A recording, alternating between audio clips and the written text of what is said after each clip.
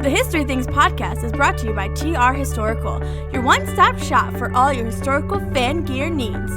Visit trhistorical.com and use the promo code HISTORYTHINGS to receive 10% off your next purchase.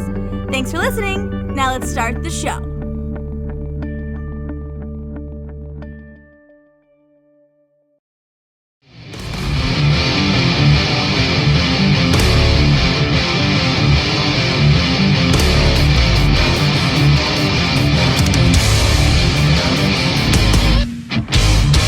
Are you ready?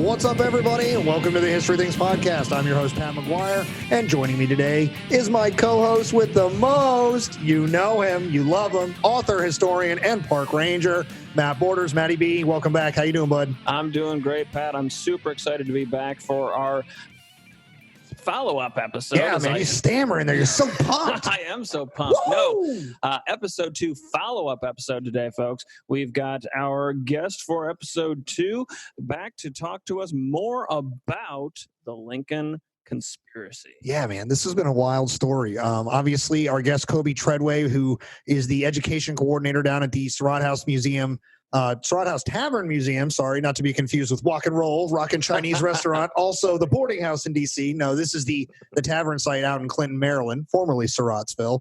But before we get back into the story of the conspiracy, the murder, the assassination of the 16th president of the United States, Abraham Lincoln, we're going to focus on the aftermath here. We're going to bring back our guest, Coby Treadway. Welcome back to the History Things podcast, buddy. How you doing, man?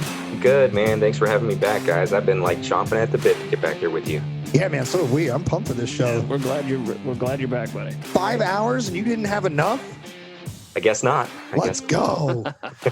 So how are things down there, right? Because we were laughing in pre-show about this, right? Like when we started this show, we were in the middle of a pandemic and we had to figure out how to do everything. And we were getting ready to have you back up here in the War Department studios, which if you can see the audio clips that we're going to post later, like it's looking a lot nicer than the old patchy drywall we had. Yeah, we are getting close to finishing the studio here, which listen to our mid-year episode coming up in just a few short weeks. We're going to talk a little bit more about that process, the evolution, and a lot of the help we've gotten and things like that. So, but we wanted to get Coby up here, right? Because we have the nice studio we're building. And we couldn't do it because the same jackasses that were buying all the toilet paper last year are out buying gasoline right now. That's right. You're out of gas, aren't you, bud?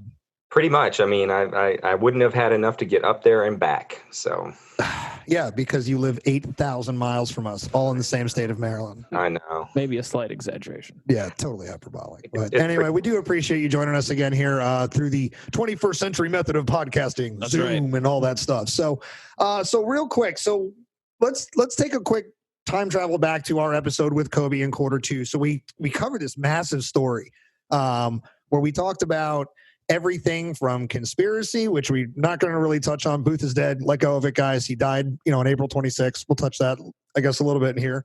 But we talked about everything basically from March, St. Patrick's Day of 1865, all the way through April 26th, 1865, where we had a group of conspirators go from a kidnapping plot to a murder plot. We found out that Booth wasn't the only plan out there, right? We had the Harney gunpowder plot and things like that, obviously with support or attempted support, you could say, from Mosby's Rangers trying to come across the river and create a hubbub, ran into some cavalry. That plan got thwarted. Yeah, that plan gets thwarted, and obviously Booth becomes plan A. We joked about how Booth probably really hated that he was B team, and we joked again that he was B team leader.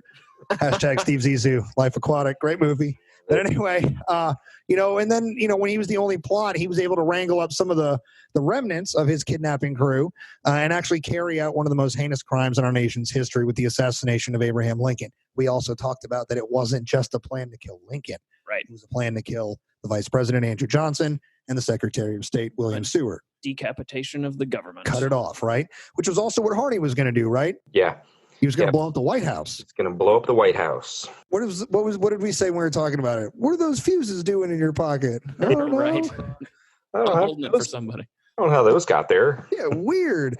So anyway, we had it play out. Obviously, Andrew Johnson had no attempt made on him.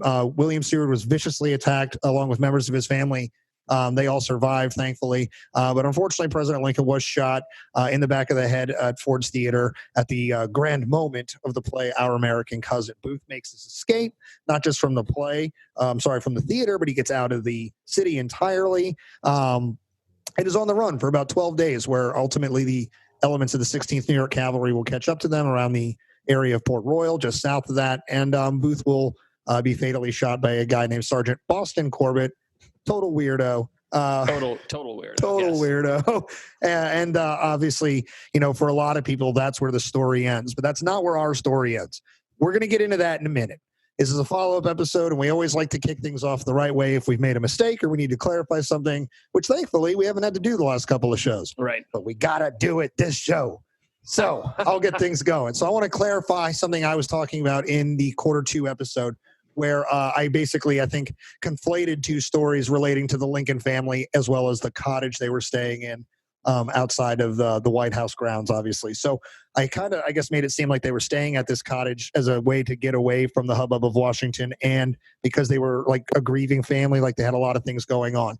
So both of those things are true, but not true together. So the Lincolns obviously lost a child before coming to the White House. It wasn't immediate. It was a little bit beforehand. About 10 years. Yeah. And I can't speak from personal experience, but that grief obviously never goes away. So they're probably grieving in perpetuity. So I apologize for that. But the staying at the cottage totally was to get away from the hubbub of Washington. Absolutely. Washington is a crazy city now. It was then. And this isn't just a thing that was exclusive to the Lincolns. James Buchanan actually stayed there during his administration, and that's how the Lincolns found out about it. Well, it's a hot city, too. I mean, that's really the thing. They're getting away from that heat, particularly in the summer. Swampy city, just foul. I always think about how terrible DC would have smelled during the Civil War, just because of the amount of humidity, the muddiness of the roads, all the animals, the people. Yeah, once upon a time, I was living down in DC, in the area of Bowling Air Force Base, and that's where the old Guysborough Cavalry Depot was. And one of the more obscure stats of the American Civil War is that they were dumping 700 tons of horse into the river every day. And all I could think about was how awful that smelled. Mm-hmm. Like 90,000 horses went through there during the course of the war. That's a lot of horse poo-poo. But anyway, so my clarification was just, I didn't mean to kind of conflate those. They weren't staying there because they were grieving, but you could imagine that is just a kind of a constant grief that is heavy at all times. So staying there probably didn't hurt. Having Certainly. to chill a little bit, but they were there mainly just to get away from the hustle and bustle of the DC political life. Coby has one to add as well. Go ahead, Coby. Yes, I do. First, though, I do want to say, Pat, that's a great segue already that you brought up the smells of DC, because that's going to come up when we talk about the court case. Yes. Oh, there you go. Come up, but smells, and it's relevant. Yes. Then and now.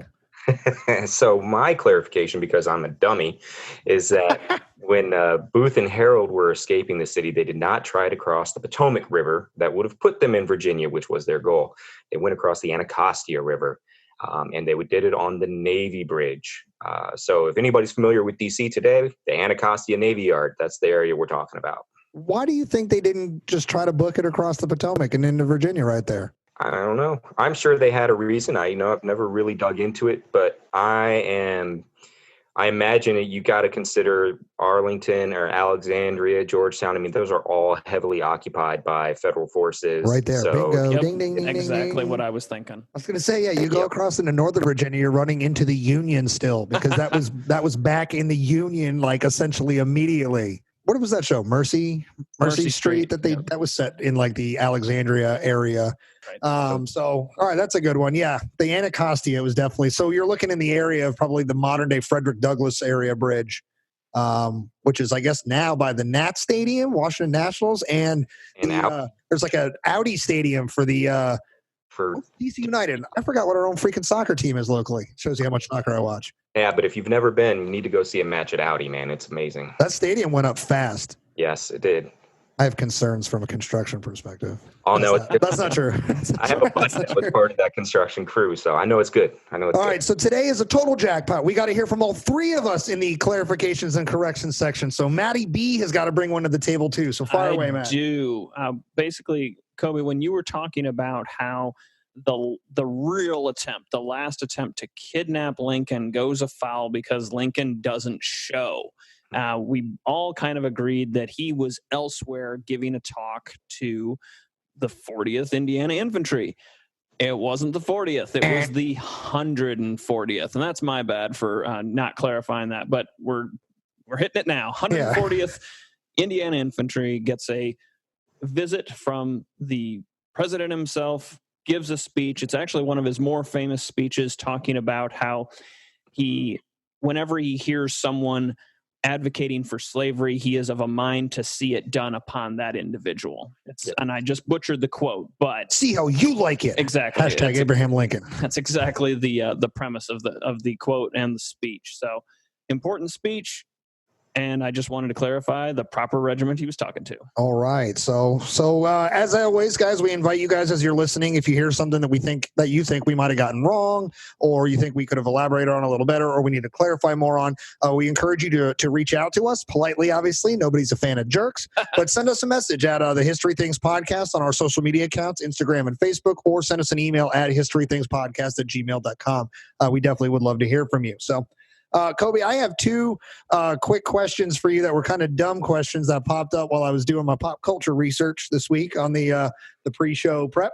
They're both from the movie The Conspirator, because I love to get into the things we see, because it's the low-hanging fruit. A lot of people connect with history through these methods instead of just doing the deep dive research. So I like to pick apart the things they get wrong or really wrong or whatever. And this time I noticed some silly things that I just wanted to sort of ask about real quick. First of which was, there's a scene where the attorney Frederick Aiken has taken the case, obviously, from Reverdy Johnson and is going to meet Mary Surratt at the Capitol Prison for the first time. And in the movie, they pause for a second and they show the male lead actor from Our American Cousin. And I'm perceiving this to be like a couple days, 2 weeks after the assassination itself. So they've kind of got a clear picture of who was involved in this, and like they just show the actor, and like it looked like this forlorn dude who's just been forgotten in prison. Like, I know that they all got arrested, but did they just forget that guy? Like, why was he in jail for so long? I as far as I know, he would not have been in jail that long. Now, of course, maybe there's something out there I haven't heard, but my understanding is, the cast and the crew were all picked up, interviewed, and then released as facts for the case became more solidified, and they didn't have to guess anymore. And so it was pretty clear they weren't involved. He looked kind of like a sad puppy. He had his stage clothes on still. Like, they didn't even let him change. They were took him right off the stage. Like, were they bloody? No, it wouldn't have been bloody for him. Laura Keene would have been bloody because she actually into the booth and cradled Lincoln's head. But yeah. So wasn't she there in the Peterson house when he died? No. She escorted. She was with the body, or she was with the president in the booth, and then she kind of helped get him down the stairs, and then they took over from her, and she kind of got left out in the street. So wait, I'm confused now. So wasn't she in the play? Yes. How did she get in the freaking booth? Was she just there between her scenes? Well, when everybody was freaking out because of the attack, she actually fought her way upstairs. Oh. And it's interesting. Imagine her fighting, just kicking ass. Yeah, just getting through the crowd. Pretty dynamic woman. James Swanson has a really interesting theory in which she saw this as another moment to kind of diva herself, There's so many vain people in this story. I know. It's because we're dealing with thespians. Actors. Well, she's essentially succeeded. She's tied herself to this story for the end of time. Oh, that's one more clarification we need to add. That was her 1,000th performance of that play. Yeah, we went back and forth about that, but we recently found the Gettysburg Visitor Center shared a bill from an original bill from Ford's Theater, and it straight up says her 1,000th performance. We were like, I'll be damned. Yeah, which is funny because you referred to the notes from our meeting and it said 100. But when we did the show, I said 1,000 because you had since corrected yourself, but then I made you question everything. You did, but that's all right. Maybe I typoed while I was writing, and I just didn't write that third zero. You never know. I was too busy eating that soup. The Twilight Zone. But now we know it was her 1,000th performance. Yes. So all right. So getting back on track. So obviously, I just wanted to sort of ask you about that because it just struck me. I was like, they made this into a scene, like a poignant moment in the movie, and like they show him, and he's clearly in like the clothes he was wearing in the scenes they showed during the acting. And I was just like, what is this? Like, is this relevant? Is this a Hollywoodism, Coby? Is that what we watched? I think so. And it's not relevant. So. All right, another Hollywoodism question for you, right? We definitely don't know a lot about the circumstances surrounding the death of John Surratt Sr., right? Because in the movie, Mary definitively says her husband died a drunk. Yes. Like he caused his death. Now, is that a Hollywoodism? That's probably a Hollywoodism. I only say probably because we really don't know what caused his death. We know that he was not sick. We do know that he was a drinker, according to Mary in some of the letters that she wrote. But we know he died suddenly overnight, and it was probably a stroke or a heart attack. Could it have been tied to the fact that he was an alcoholic? Sure. But did he die of cirrhosis of the liver or alcohol poisoning? Probably not. Yeah, we're not going to speculate that. So, but I just thought that was interesting. Like, I was like, if something is widely known as not being certain, like, why would you make that freaking certain? Like, that gives a really bad sort of, you're not supposed to learn from movies, but like people do. And like, that's a really bad thing to sort of assume if that's not the truth or what we can prove is the truth. So, Right. All right. So let's get into the aftermath. You know, we took that whole crash course that I just did and brought us up to April 26th, Booth getting shot, you know, dying on the front stoop of the tobacco barn of the Garrett farm. Useless. Right? Not just in life, Booth, but also your hands. But anyway, so we basically all agreed that for the average person that follows the story this far, because remember, we said that people kind of forget the Lincoln assassination, and that's a simplification. People don't. But as far as the study of the Civil War, there's like a huge drop-off once Lee surrenders as far as focus and interest. So we usually, the people that hang on to that point, usually drop off right around April 26th because Booth is dead. The main assassin, the guy that pulled the trigger, is dead. Right. But the story does not end here. We have all these accomplices, conspirators that have been arrested and rounded up, and they need to be dealt with. Justice needs to, the course of the legal system needs to play out. What am I thinking of? The justice system? The justice system. Law and Order. Dun, dun. Right? So that all needs to happen. So, Coby, Booth is dead. Where does the story pick up from here? All right. So Booth is dead, and everybody else who is involved, all those main conspirators, bar one, John Surratt Jr., have been arrested. Samuel Arnold, Michael O'Loughlin, and Ned Spangler are arrested on April 17th. Mary and Powell are arrested on the 18th. Atzerodt picked up in Montgomery County on the 20th. And Mudd is arrested on the 21st. Harold is arrested, of course, on the same day that Booth is shot, the 26th. You got all these guys.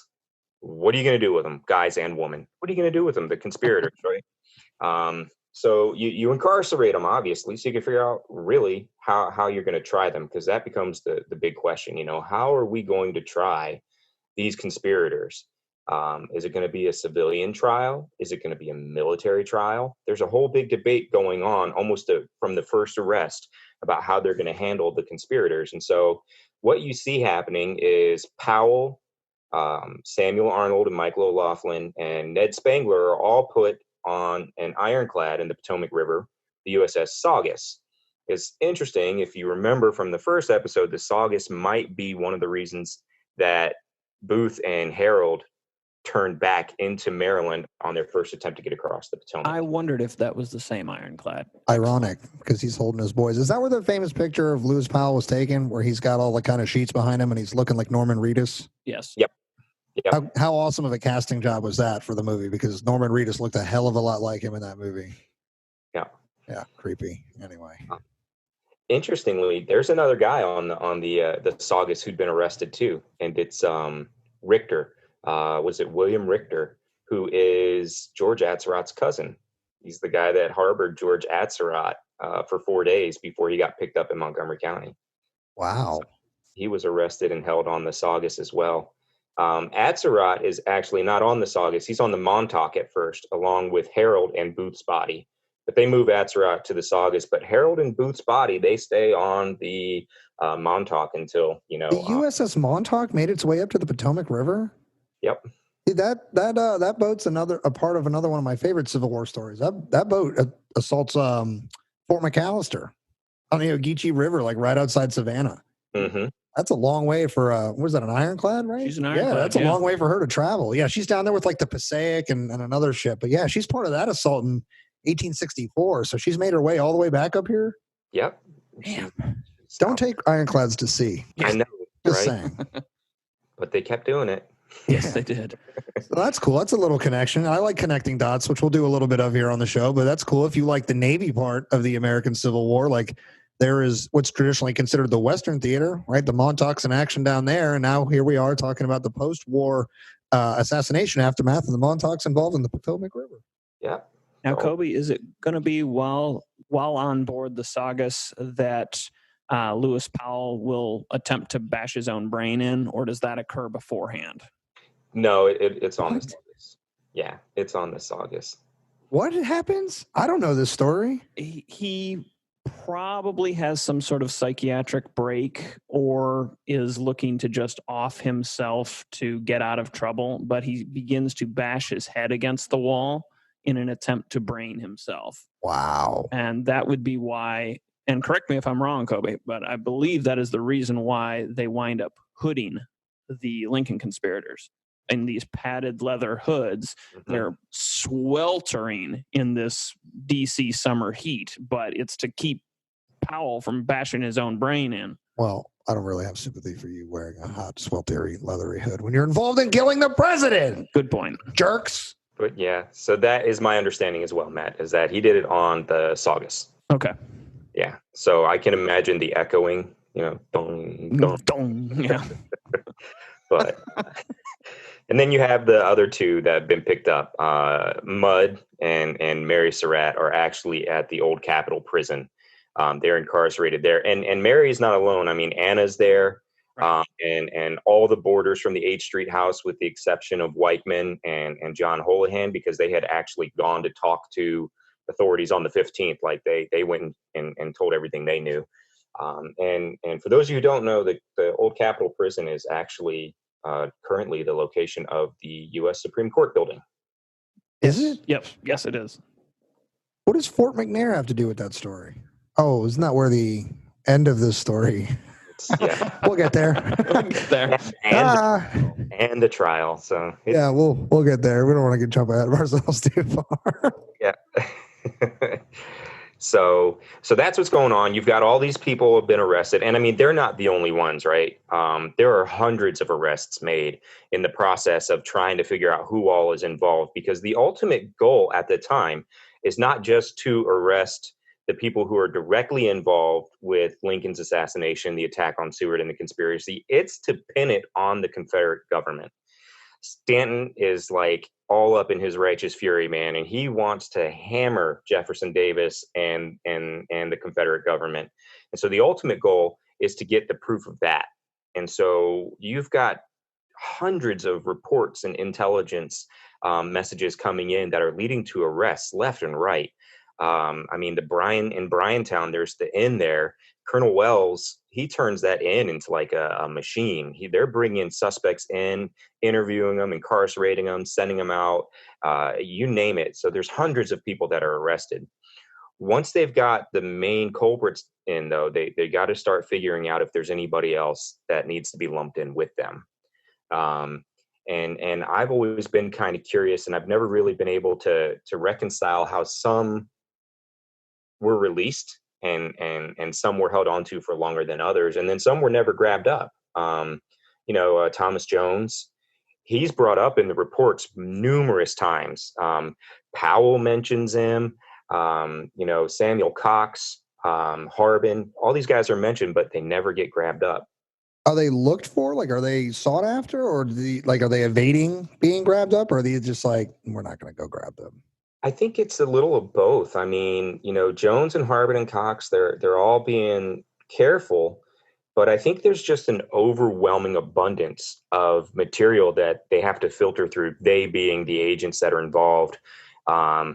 that have to determine what's good intel and what's not. And the guy who's really dealing with that is Major Henry Burnett, and he's going to factor into the trial because he actually will help Joseph Holt. And we'll talk about those guys a lot more in a bit. But his job really is to filter through all the intelligence reports and tips and everything that is coming in from all the different police officers and networks around not just DC, but like the country. And it's a massive dragnet. They're really pulling in guys from everywhere. Yeah. Was it Swanson who talks about even one Confederate spy that got caught because he looked so much like Booth? Like he'd made himself look like Booth to help move around the country, and then that's what gets him nabbed. Yep. Stupid disguise. Wild stuff. Dumb stuff. But like, you also have additional cases popping up of murder and things like that, because there are people who, if they say something negative about Lincoln, now that he's, the martyr of the Union, who, if they say something negative about him, they're being shot dead on the street by other people, especially that's Uncle Sam, shock and awe. So, I mean, they're being murdered. And so you've got all these different things. I mean, these ripple effects, it's not like a water faucet, man. It's like a fire hose of ripple effects just shooting out, and they're trying to make sense of it the best they can. I think that's probably why they ended up focusing on these 8 or 9 individuals, because they knew they could tie them directly to it. But had they picked up Jones or Harbin, they've got their ties to the Confederate government right there. So I'm just really surprised they don't push for them a little harder. There's so much like things done for symbolism, like alongside doing things for justice. Like I was thinking about this earlier. Like they're seeking justice very plainly, but they're also like symbolically like making sure the South knows like don't rise up. But they're also like letting the people in the North know like enough too, like don't seek retribution because we're getting it for you. And like, right. It like this moment point. is a really sort of weird moment for me. Like when I try to describe it to people, I'm like, imagine the worst possible thing that you could have happen in the moment of reconciliation. The war is ending, right? We're going to start trying to rebuild things. Like the worst case scenario in that moment happens. The president is assassinated and it's Southern sympathizer, or as we discussed in the episode, right? Like a network of loosely connected assassin spies, whatever, that gets back to Judah P. Benjamin at the very least. Yeah. So it's definitely connected to the Confederate government in some way. So like there's this like there's this like worst case possible thing that takes place. And then in the same moment, like as far as that gasoline on the fire, the best possible thing is they got these 8 who really symbolize all of that. They're directly connected. They symbolize all that. But like, it also lets everybody know, like, we don't need to freak out on each other that much. It doesn't solve anything. Like you were saying, people are still getting killed out in the streets over things like this. But if you think about the long-term effects of the division of North and South and stuff like that, this was a good, it wasn't a good, I don't want to speak that way. This is a good example of sort of getting both sides to cool the tensions a little bit, because they have a legal process playing out that's kind of letting both sides know, like, stand down. Yeah. Chill. And I think it's a great point, because, one of the questions that you really have to ask at this moment, I mean, Lincoln is dead. Booth is dead, but the other conspirators are not. And what's at stake right now? Pat, you just talked about it. Reconciliation is at stake. How the country's going to move forward is at stake. If they're too lenient on these conspirators, then that's going to send a bad message. But if they just put them up against the wall and executed them, we're talking an action that is very against the American, the foundations of the American process as far as legality. Process. Yeah, and it goes against the wishes that Lincoln had wanted too, when he sets up like the River Queen Doctrine and things like that later on, with the discussions with his cabinets, with basically allowing the hierarchy of the Southern Confederacy to essentially flee the government. He just kind of shoos them away, was the idea. Let them get out of here. He doesn't want them in the country anymore, but he doesn't care if they get away. I like that point that you made as well, Pat, because it also speaks to the other situations going on at the time. And we touched on this a little bit in the main episode, Coby, but of course you've got the situation down at Durham Station, North Carolina, and the Bennett place. And when the news hits about the Lincoln murder, Joseph Johnson and Sherman are in discussions about the surrender. And basically Sherman jams this telegraph in Johnson's face and says, "Do you know anything about this?" And Johnson basically almost loses it right there. And they talk about him going white and Sherman's eyes flared with fire. And Johnson immediately denies any knowledge of it and would be adamant that it's the worst thing for the country, so forth and so on. And that's going to really help. Right.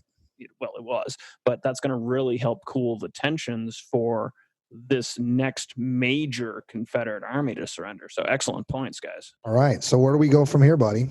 All right. So we know what's at stake, but the big decision, and I already hinted at it, is how are they going to go about this legal process? Right. So I think we would all agree, looking at, Mudd and Arnold and O'Laughlin and Mary and Powell, Harold and Surratt, and Spangler. I just got to remember Spangler. I think when we look at them, we would all agree that they were civilians at the time that this action carried out, right? Yeah. I mean, with the exception of Powell, who actually had served, there's no military experience among them. They are what we would classify as civilians. They're non-combatants. We can't definitively say whether or not they are officially recognized as Confederate agents by the Confederate government. More than likely, they're not, because they were just part of Booth's team. But how do we try them? They're civilians, but they've committed an act against the head of the government, the commander-in-chief, during a time of war. And as Stanton really wants to prove, on the orders of the Confederate government. Basically making them state-sponsored terrorists, if you want to break it down into something that, resonates today. Yeah, modern terminology, but accurate. We are in the grayest of gray areas right now. Yeah, and that's the thing. Everybody has to remember, too, this has never happened. An American president has never been assassinated. America had never fought a civil war. Really what it is that the federal government had never before had to put down a rebellion of part of the Union. To this scale. Yeah. Yes. So it is all new territory. And so you see this big legal argument, and it's not a simple one. And it's really an intense argument happening between Edwin Stanton and Gideon Welles. They actually are the two. They're really going at it. Stanton is pushing for a military trial. This is an act of war. Welles is like, no. They're civilians. They should be tried in a civil trial, because the courts in D.C. are not impeded. They are in operation, so there's no real good reason to try them militarily. But Stanton's like, no, we got to try them. It's got to be a military trial. And it ends up being decided kind of by Attorney General James Speed. Andrew Johnson says, here's the two arguments.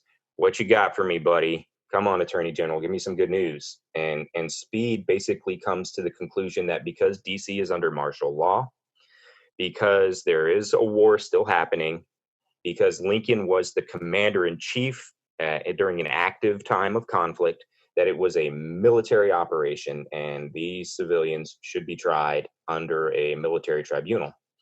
That's good enough for Johnson. It's definitely good enough for Stanton. Stanton writes out a letter and requests that the U.S. Army's Attorney General, Joseph Holt, head the trial and the prosecution. And so the die is cast. I mean, they're going to get a military trial, a tribunal, and not a civilian trial.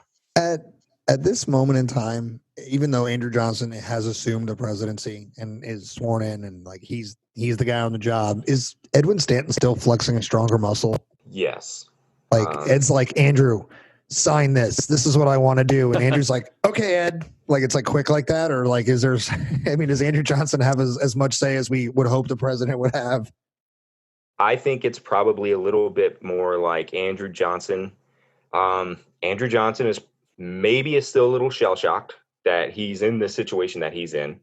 Andrew Johnson is also reeling from the fact that he was a target. So Andrew Johnson is feeling pretty vengeful too.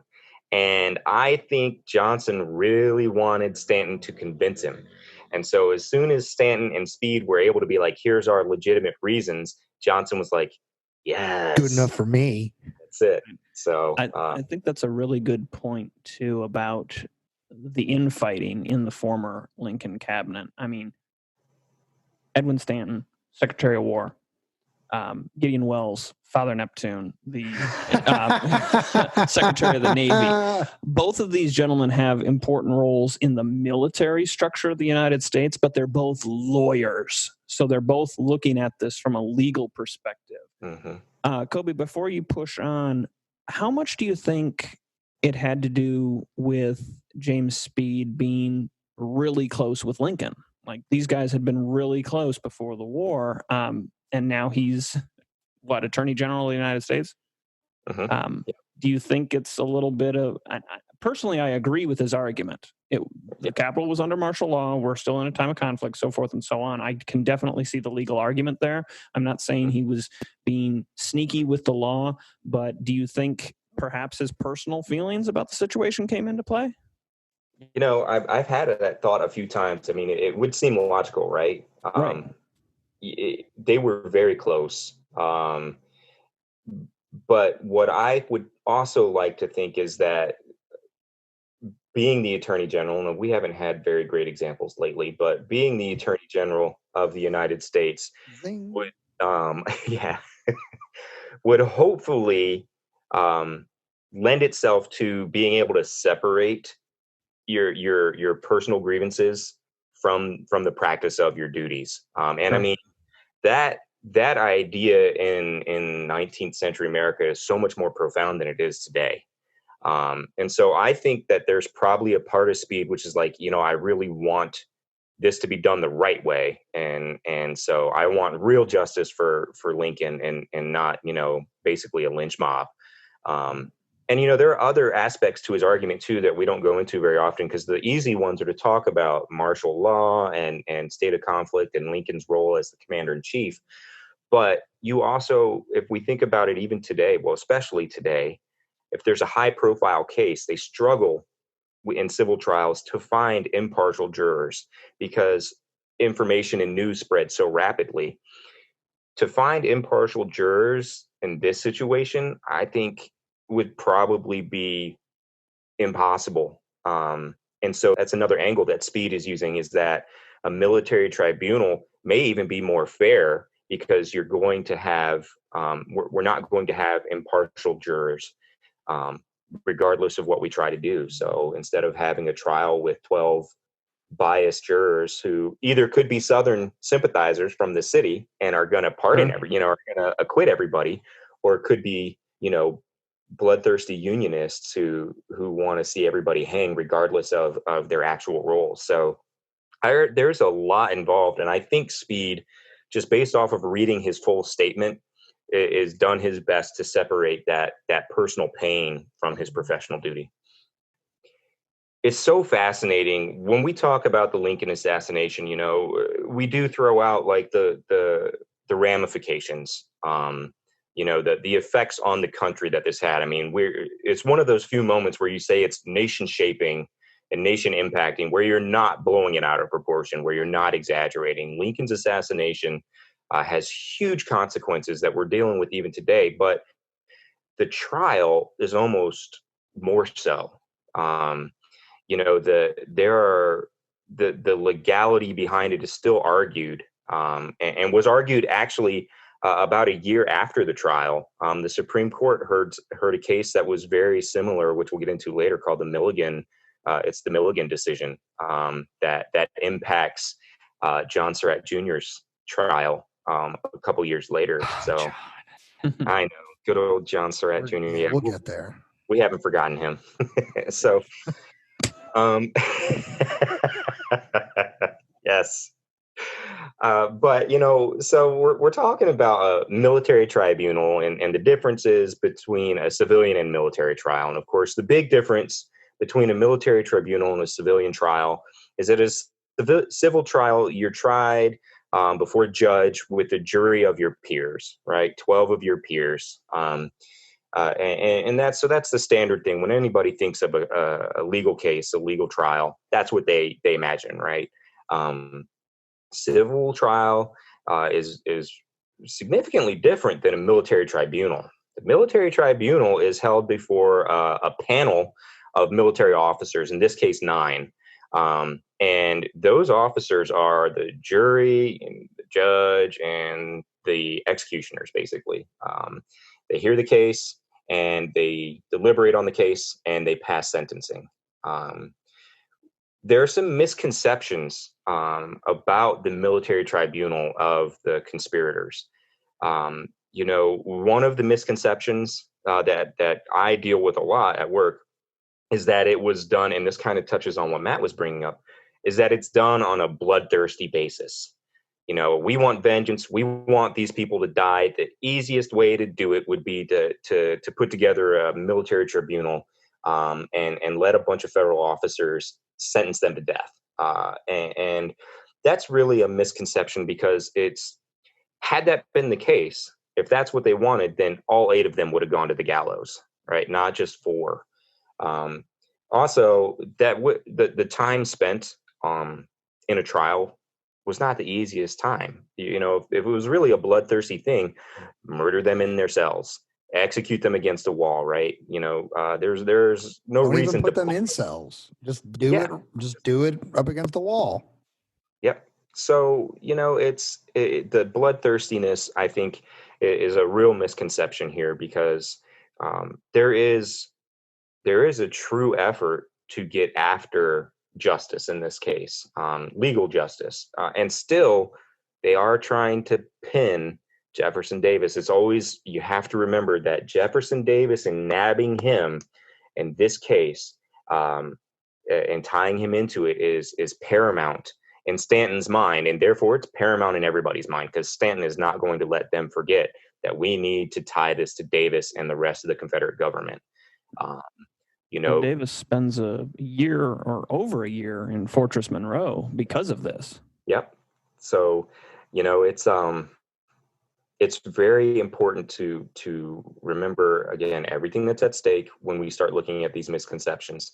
Another misconception is the idea that the military tribunal lended itself to a poor defense, a poor collection of defense attorneys for the conspirators.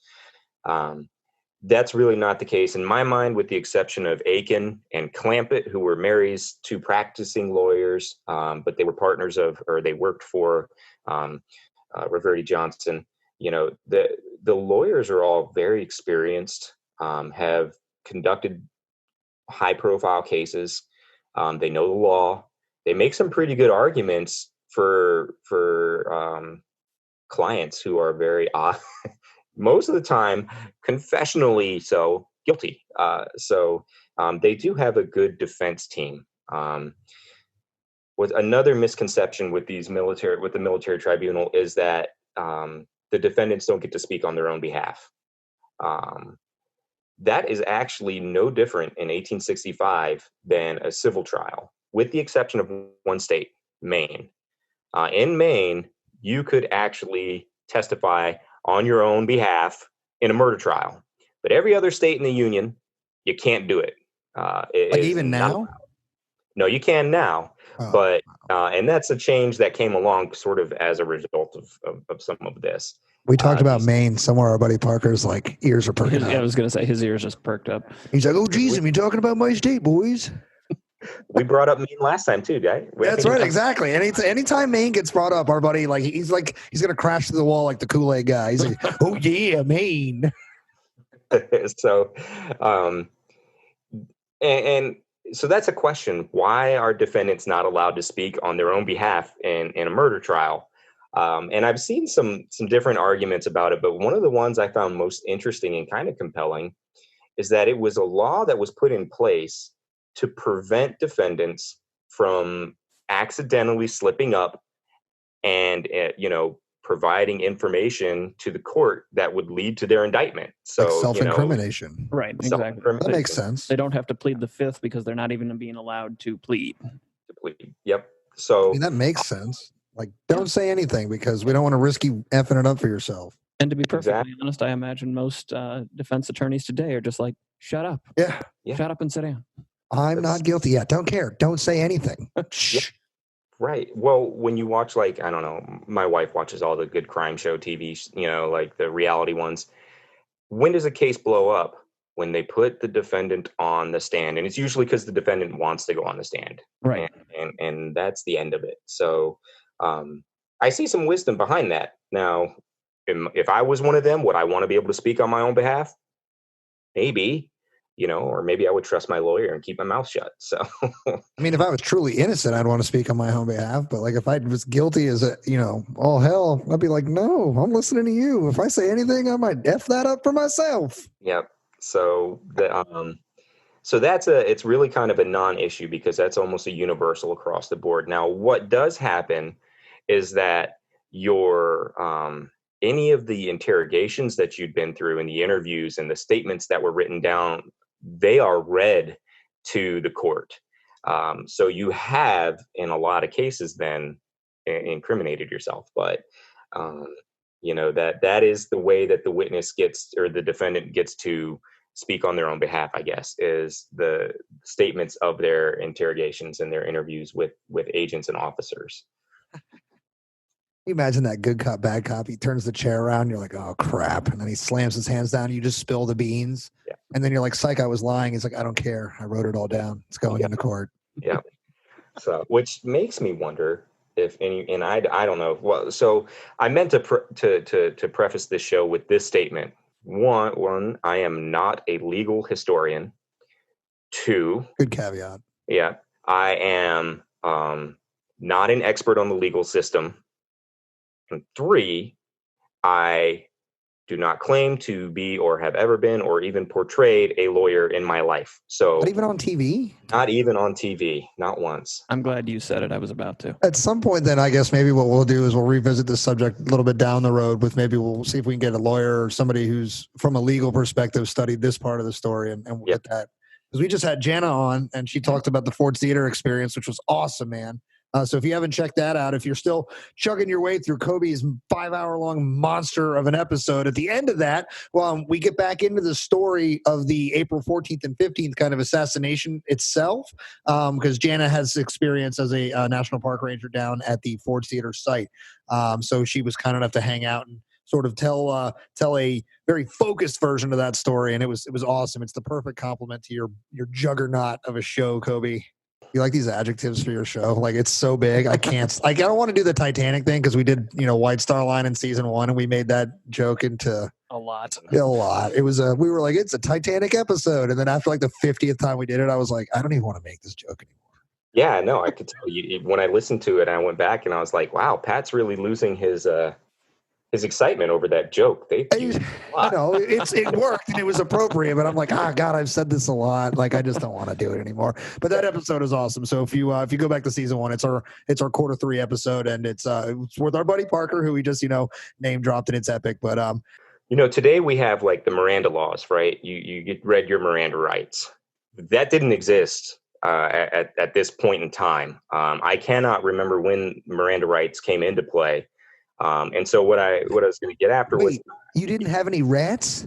No rats. You didn't have any. You have the rat to remain silent. The rat. You didn't have any of that. None of those rats. None of those rats. Not a one. It's a rats.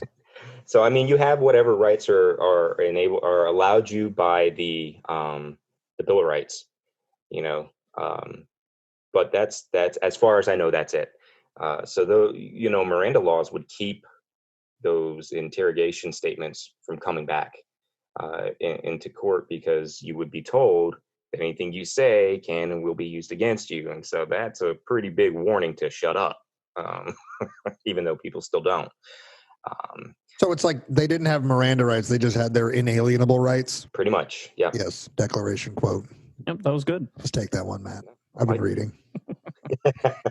And then I guess the last misconception I want to get out of the way is that it was rushed. The whole process was rushed. Um, and I can see the arguments. The case seems to come up pretty quick, but the whole process is rushed. The whole series of events. We're talking about a time in which mass communication isn't what it is today. There's no satellites, there's no video cameras to track people. In 12 days, they managed to capture all the major players in Lincoln's assassination, in the murder. That's quick. In 2 weeks, we're talking in less than 2 weeks, they were able to snag these people up.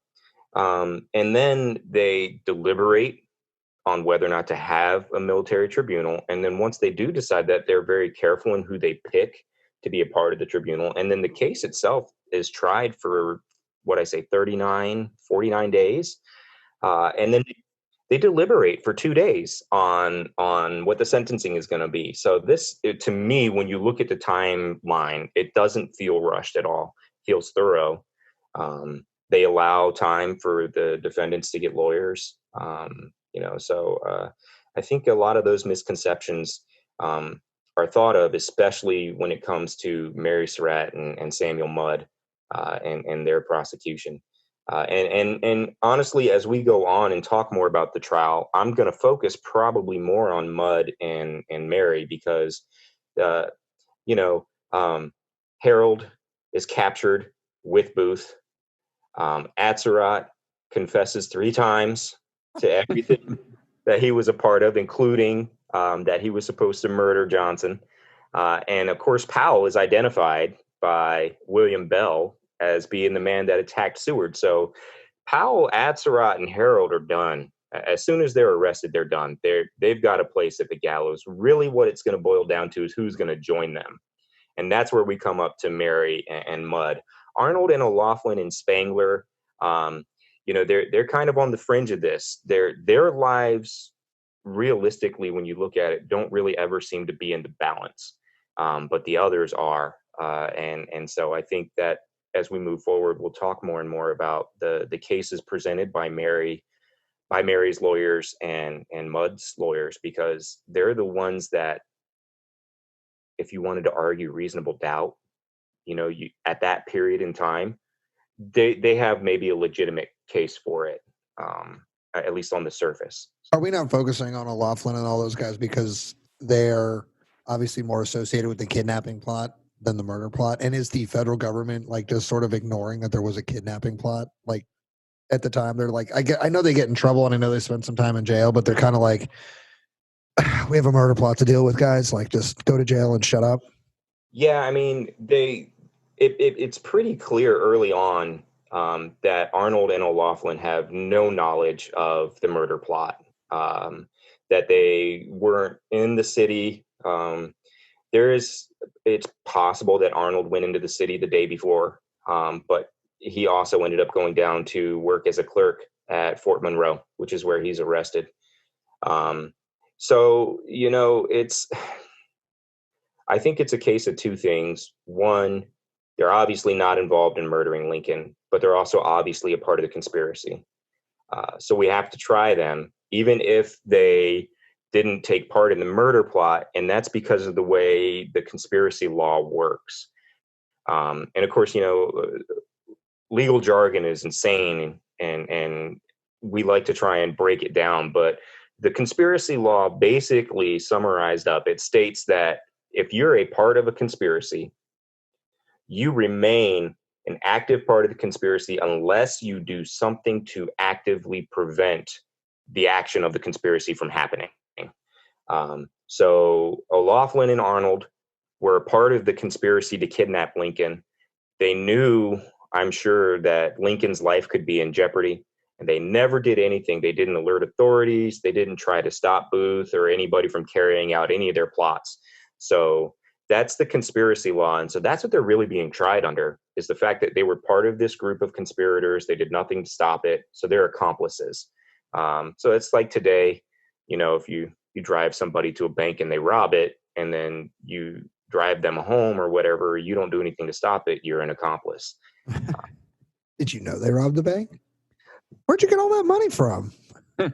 Just take me home. So that's what we're looking at with Arnold and O'Laughlin. And while their lives are never in the balance as far as execution goes, their lives are in the balance if you consider the fact that their prison sentence, was more than likely going to be long, which we'll find out exactly what their prison sentence was. So I think, though, they didn't play a role in the murder of Lincoln, and that's why they could be a little bit more comfortable, if that's the right word to use, as part of this trial. And Spangler, of course, is also on the outskirts, but he's kind of on the outskirts from the beginning. Right. Exactly. The case against him is really weak. It's really weak. I mean, you've got some testimony against him about his vocal anti-union sentiments amongst the stagehands and the crew of Ford's Theater. And the knowledge that he was holding Booth's horse at one point in time on that night. But there's really not a lot else that they can do with him. So there's no way he's going to be put up for execution. So it's really the other five that we're looking at potentially being executed. And I mean, with Mudd, we get one vote away. All it would have taken one other person to have Mudd executed. So. Wow, I didn't realize it was that close. Mm-hmm. So that's the other thing, too, about a military tribunal. It does not have to be unanimous. Sentencing, especially for death, does not have to be unanimous. It has to be a simple majority. So if there's any unfairness at all in compared to a civilian trial, that would be the one to focus on. That's interesting. What does it say? Like 3 of the generals that were on that tribunal thought that Ned was just straight innocent. Yeah. They were like, look, dude, like this guy, not even that we're like, he might have been there, just like, nah, dude, like, this guy wasn't even a part of it. Yeah, like why? And it's interesting because we mentioned Peanut Burrows in the first episode, and that was one thing I wanted to bring up is Peanut was 10. He was 10 years old. We definitely didn't mention that before. That's interesting. I didn't realize he was so young. Yep. And so I've had that, people have asked me if Spangler was grabbed up, why not Burrows? He was 10. So, as a minor, just holding a horse for somebody, it was pretty clear that there was no reason to grab him up. So now we know what is a military tribunal, right? And we know the differences between it and a civilian trial. Who makes up the tribunal? And this is the fun part, is looking at the 9 guys who are the board, right? The ones who are going to determine guilt or innocence in this case for all of our defendants. And I know Pat's really looking forward to getting into this because he likes those connecting the dots, and some of his favorite characters are about to pop up. I do 1864 coming into 1865 because that's what we're going to talk about with 2 of the guys I want to talk about. Oh, for sure. So we'll start right at the very top of the tribunal, right? You have the presiding officer, and so remember, they're all federal officers. All these guys are veterans. A number of them have been in some serious combat. They've all commanded troops in the field. Or they've conducted themselves in an excellent manner in their specific positions, like if they're in the quartermaster department or anything like that. So these guys have a reputation. They've earned basically the right to be on this tribunal. What's interesting is only one of them has any kind of legal experience. In fact, was a lawyer, but that's it. And I'm not going to say who it is because I know Pat is ready to jump on it. I'm going to let Matt do that one, but yeah, we're going to talk about it. A reluctant lawyer, though, interestingly enough. Yeah. Yes. Yeah. So the presiding officer of the tribunal is Major General David Hunter. David Hunter, wounded in action at First Bull Run, presided over the court-martial of Fitzjohn Porter. Yep. Issued General Order Number 11, which begins kind of the Contraband Act and arming freed slaves. He is the organizing member of the 1st South Carolina Infantry, and he was Union Regiment. The 1st South Carolina, and they were a colored regiment. So, right. He was, and this is where Pat's going to hop in. He was in command of federal forces in the Valley until he was replaced. Yes, he was replaced. He was fired. You could say, right at a battlefield very near and dear to Matt and mine's heart. He was fired right at the Thomas Farm by General Grant, I believe, in March of 64. No, August of 64. August. It comes later, right after the battle, things like that. Yeah. Right, because he didn't handle Jube coming up through the valley. Right. You're fired. Which is technically going down the valley. Yeah, Shenandoah folk are upside down. If you're moving up the valley, you're going south. It's I love the head roll that I got from Coby on that one. Obviously, you've dealt with that before. Yes, and it's the same thing with the Mississippi River. Yes. Really? Yeah, I actually am guilty of telling people which way is up or down in the valley, and people look at me like I'm crazy. So. Just go with it, guys. If it feels right, it's right. That's right. Hashtag Shenandoah. Up is down, down is up. Let's go. So David Hunter, obviously, he doesn't do, so just to be clear, I made fun of him for doing a bad job with Jubal Early. He does some righteous work out in the valley before Jubal Early gets up there. I mean, he's a pretty hated guy by the locals because he has set a lot of big fires. He has destroyed a lot of things, and he has basically he did a good job for a while of clearing out the breadbasket of the Confederacy. But then he didn't fail. He felt, words are hard, God. He failed at doing it permanently and allowed Jubal Early to come up there. And obviously that's a very different story. If you want to hear it, a little bit, few weeks maybe, the parks will be opening up. Go see Matt at Monocacy. He'll tell it to you in a big way. So I like, it's funny, I'm sure this is really not an accurate way to put it, but I always look at Hunter as kind of like Phil Sheridan version 0.5, and then Sheridan comes in and he's like the real deal with setting fires and beating up on Jube and really clearing out the valley, with a little help from some friends like Custer and Crook and those guys. But, I love giving Custer love. I do too, For him. Like because like in the Civil War, you can do that. Like he has a pretty good career in the American Civil War, and mostly we focus on his post-war vanity and obviously his death, that little bighorn. But during the Civil War, he's a pretty effective field guy. He is. Yep. I mean, it's the reason that he had that meteoric rise that he did. What did Sheridan? I think it was Sheridan. Sherman said it about him. He was everything you needed in a cavalry officer. He was aggressive to the point of rashness, and relentless in pursuit. And so I think Custer, he was a rock star. He really was. It's the best way to describe him, and he knew it, and he acted accordingly. Yeah, that's definitely true. Yeah. And of course, unfortunately for him, the thing that everybody remembers most about anybody is the end.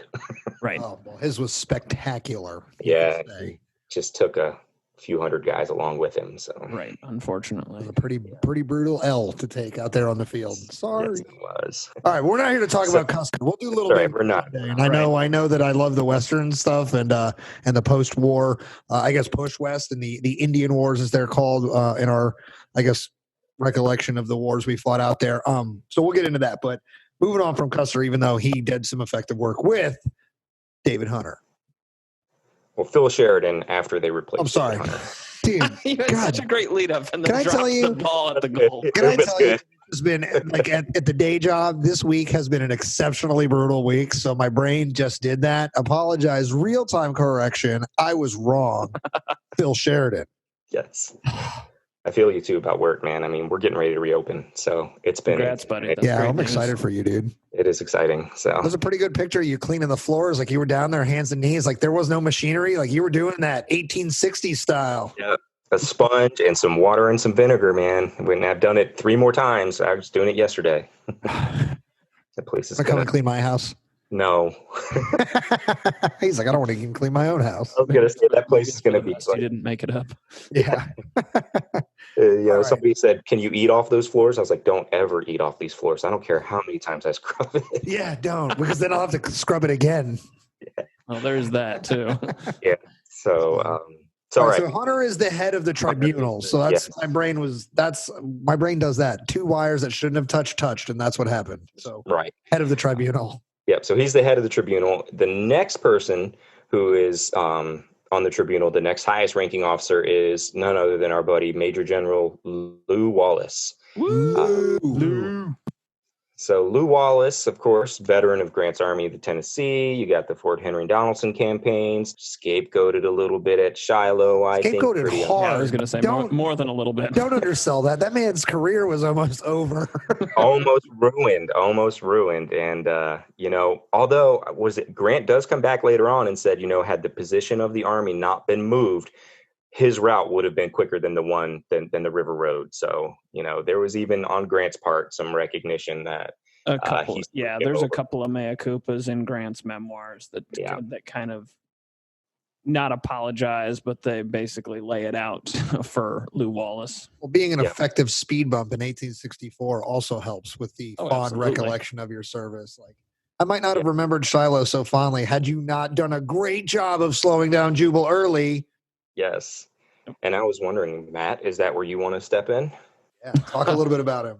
I talk a little bit about Lew. Yeah, just he's an obscure. Unless you're sort of living around us, he's kind of an obscure Civil War character. A lot of people know him, obviously, for later in life. He writes Ben-Hur, A Tale of Christ, and that is what probably most guests know him as when visiting Monocacy National Battlefield. He is a lawyer. He's from Indiana. He would go to school to have a legal profession, but he hates it. Hate might be a bit of a strong term, but he is bored by it, for lack of a better term. He's bored by the law, bored by the study of the law. Yes, he will pass the bar, but he has no real interest in it. His heart is in adventure and military service. I was going to say pirate for a second, but then you said military service. I was like, I love adventure.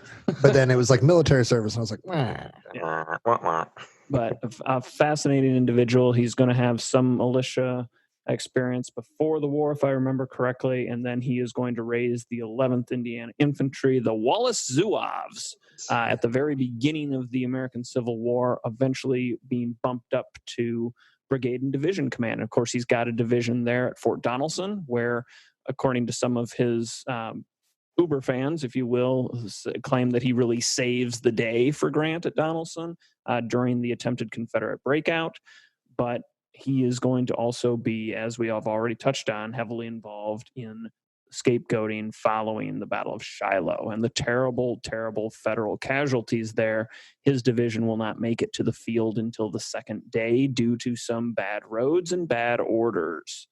And though his men fight very well on the second day, and of course it is a Union victory, the cabal, if you will, of West Point officers that are running those armies out there, Henry Halleck down, need a scapegoat for these terrible casualties. And it was very easy to point at this quote-unquote political officer, Lew Wallace, and he is basically shunted into obscurity. He's going to be in command of the defenses of Cincinnati for a little while. Cincinnati, Ohio. He helps build the defenses there at the city. He would be plucked somewhat from obscurity by Lincoln himself, who would place him in command of the Middle Department and the 8th Union Corps. And Lincoln and Wallace actually meet on several occasions when Lincoln bounces up to Baltimore and things like that. 8th Corps out of Baltimore at this point, just if you're looking. So he's gone from like Tennessee up to Cincinnati, which not totally out of reach. It's not super obscure. John Hunt Morgan gets up in there and makes a whole hubbub at some point. Obviously, Lew's not connected to that, but but at this point, when he comes out to the Middle Department, he's in Baltimore now. So much closer to the war, but still on the back burner. And so he would, of course, really jump at the chance to reinvigorate his career in the military and to get back into the war, to be perfectly honest, when it becomes clear that a significant Confederate force has made it above the Potomac in July of 1864, which of course leads to the Battle of Monocacy, a significant delay in action. The battle that saves Washington slows down early enough, Jubal early enough, for Washington's defenses to be reinforced. Soldiers of the 6th Corps, the 19th Corps, and the Veteran Reserve Corps then push back Jubal Early's men, and his forces retreat back into Virginia by July 14th. So he's only above the Potomac for slightly less than 10 days. Before he's in it? Before he's out, yeah. Oh, sorry. So yeah, Lou Wallace is a favorite of ours here on the History Things podcast because obviously Matt gets to tell that story professionally, and like that's honestly when I met Matt. Like he was working at the Monocacy Battlefield site. I was living in Frederick at the time, and so I was always partial to hometown things. And Matt told the story, and I was hooked. So we always like to talk about a little bit of our hometown fight and the players on the field here. So Lou is now, I guess, he's the number 2 on the tribunal, right under Hunter. Yep, right under Hunter. So he's the second ranking officer. And there's some other really cool, interesting things about Wallace that kind of set the stage for the way that we can view him here. Besides the fact that he was a lawyer, he was educated in the law. He presided over the commission. I think there was like 5 officers who investigated Don Carlos Buell after Bragg's invasion of Kentucky and Buell's handling of that, which, Matt, you were talking and I started to wonder because we know Buell was a West Point officer.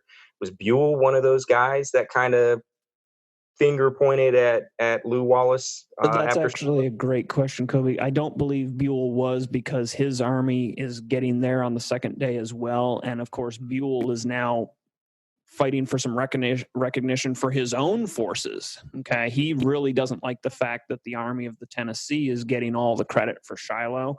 And he really believes, and his men really believe, that they saved the Army of the Tennessee from being pushed into the river.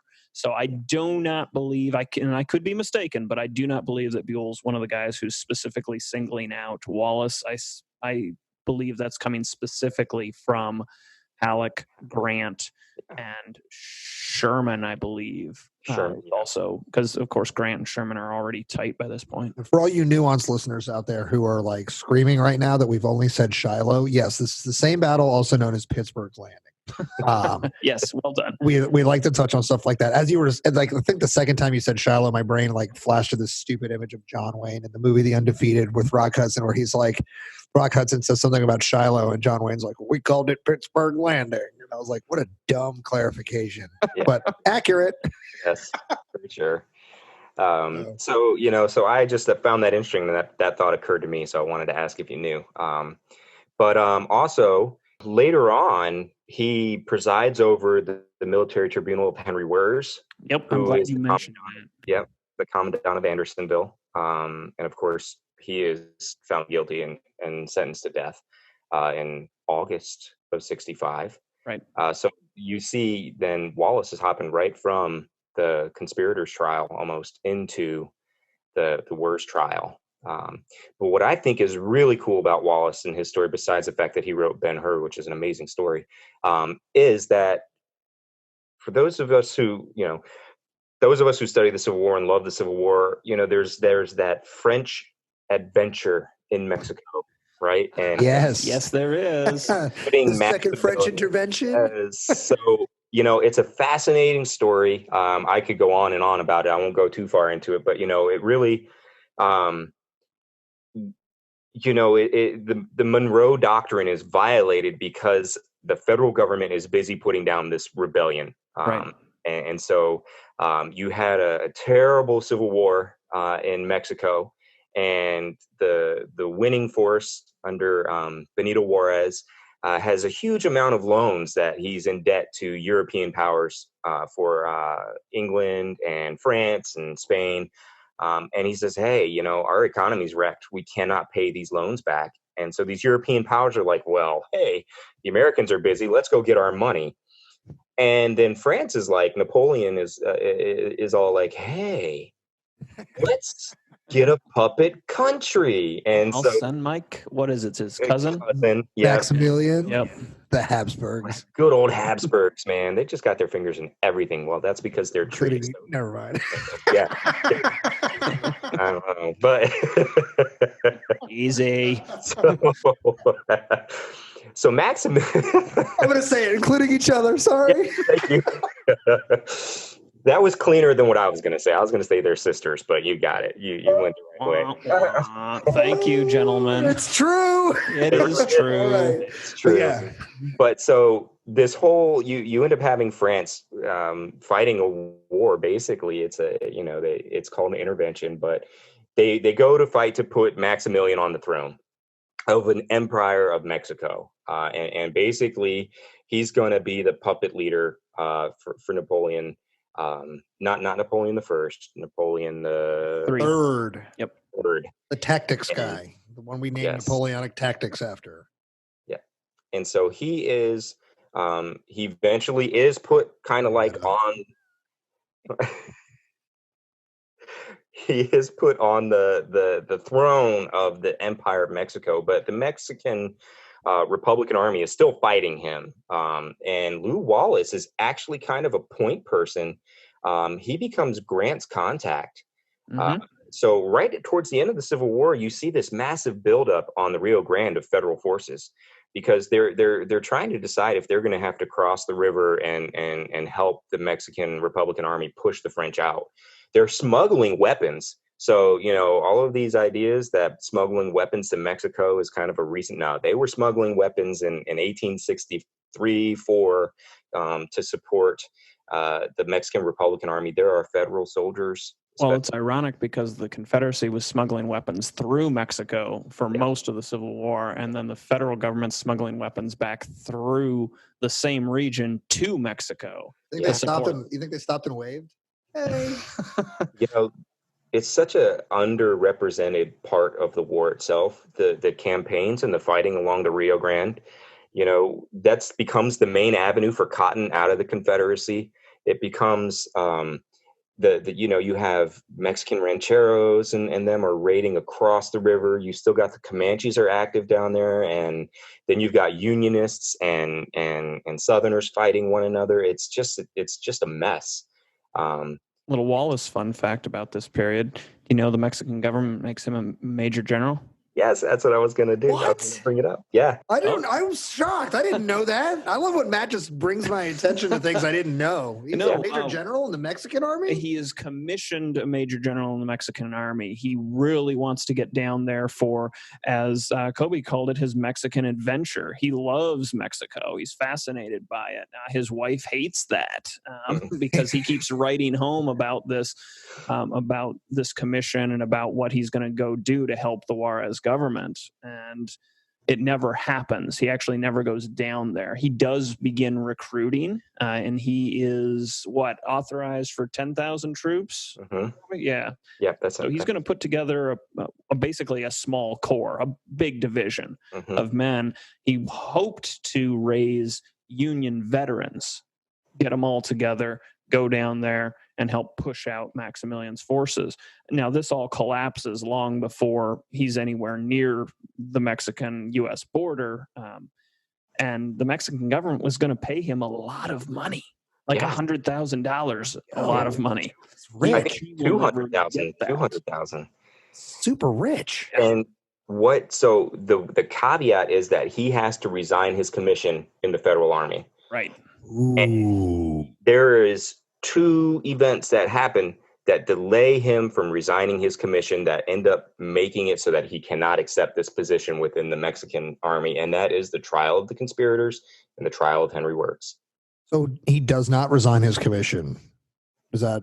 Yep, he did not. That's the long play. But he had the essentially the paper in hand from the Juarez government specifically saying, we're going to make you a major general if you come down here and help us. That's wild. All right, so before we leave Lew Wallace and just sort of get back into the story itself, I just always like to paint this picture since we touched on the second French intervention here.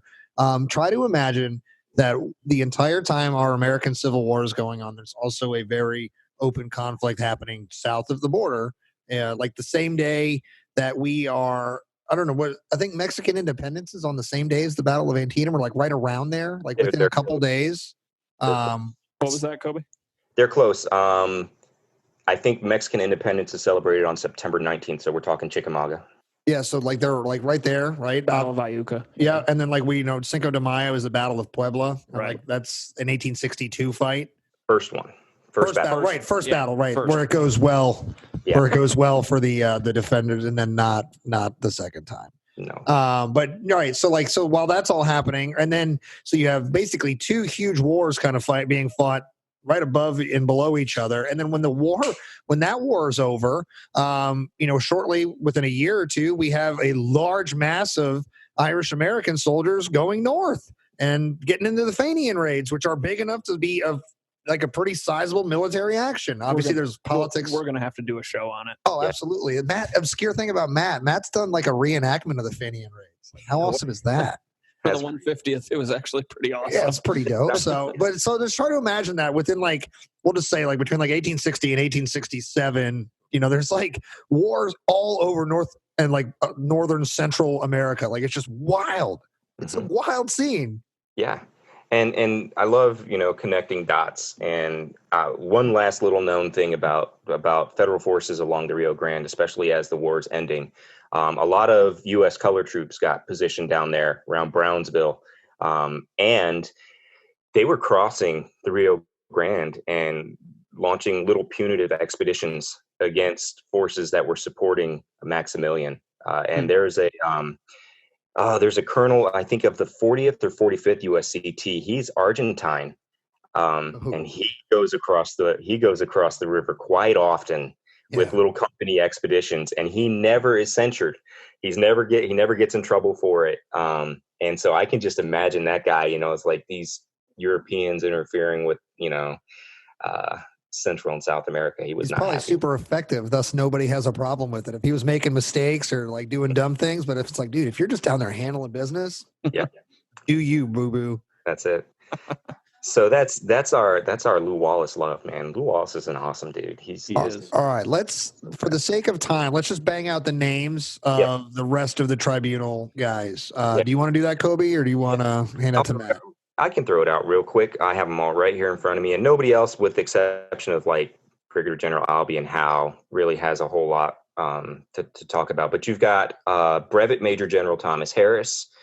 Brevet means that it was he's not officially a major general. It's just a honorary thing almost because of excellence on the battlefield. You've got Brigadier General Robert S. Foster, Brigadier General Albion P. Howe of the 6th Corps fame, Brigadier General August Kotz. That's how I say it. I don't know. Katz. Some people say it that way. I don't know what is the proper way to say his name. Kautz. It looks like Coates. Kotz? Yep. Yeah, it's German. Kotz. Mm-hmm. I'm going to go with Kotz. Kotz. Colonel James Eakin, Colonel Charles H. Tompkins, who was the first federal officer to receive the Congressional Medal of Honor, which is pretty awesome.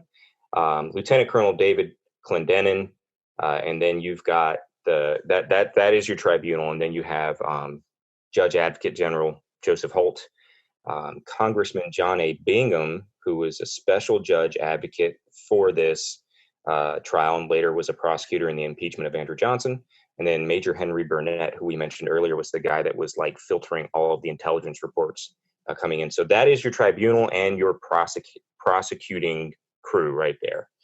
I know we don't want to dwell on it too long, Coby. Could you explain the idea of the Judge Advocate General? Because Joseph Holt, he's got a big role to play in this. He's been the Judge Advocate General for the United States since '62.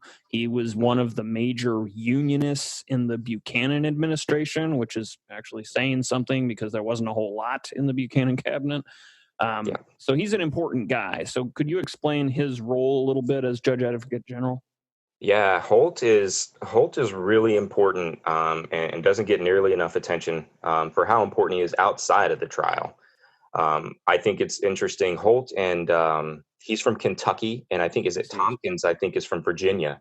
So you've got some Southern-born Unionists involved in the trial, which is really an interesting side note. But Holt is very much of the line of thought that these guys these defendants should have been tried militarily. He feels that their act was an act of war. He is a huge Lincoln. I don't even know what the word to use, but I mean, he's a huge supporter of Lincoln. And Lincoln recognizes him and the value of him as the Judge Advocate General. And basically, he's the chief JAG officer for the U.S. Army. Okay, that's a good description. Yeah, the military tribunal. One of the things is that they didn't really know what they were doing with these tribunals, and that's really against the facts, because I think during the Civil War, Holt's Holt's group of lawyers within the Army, for lack of a better term, the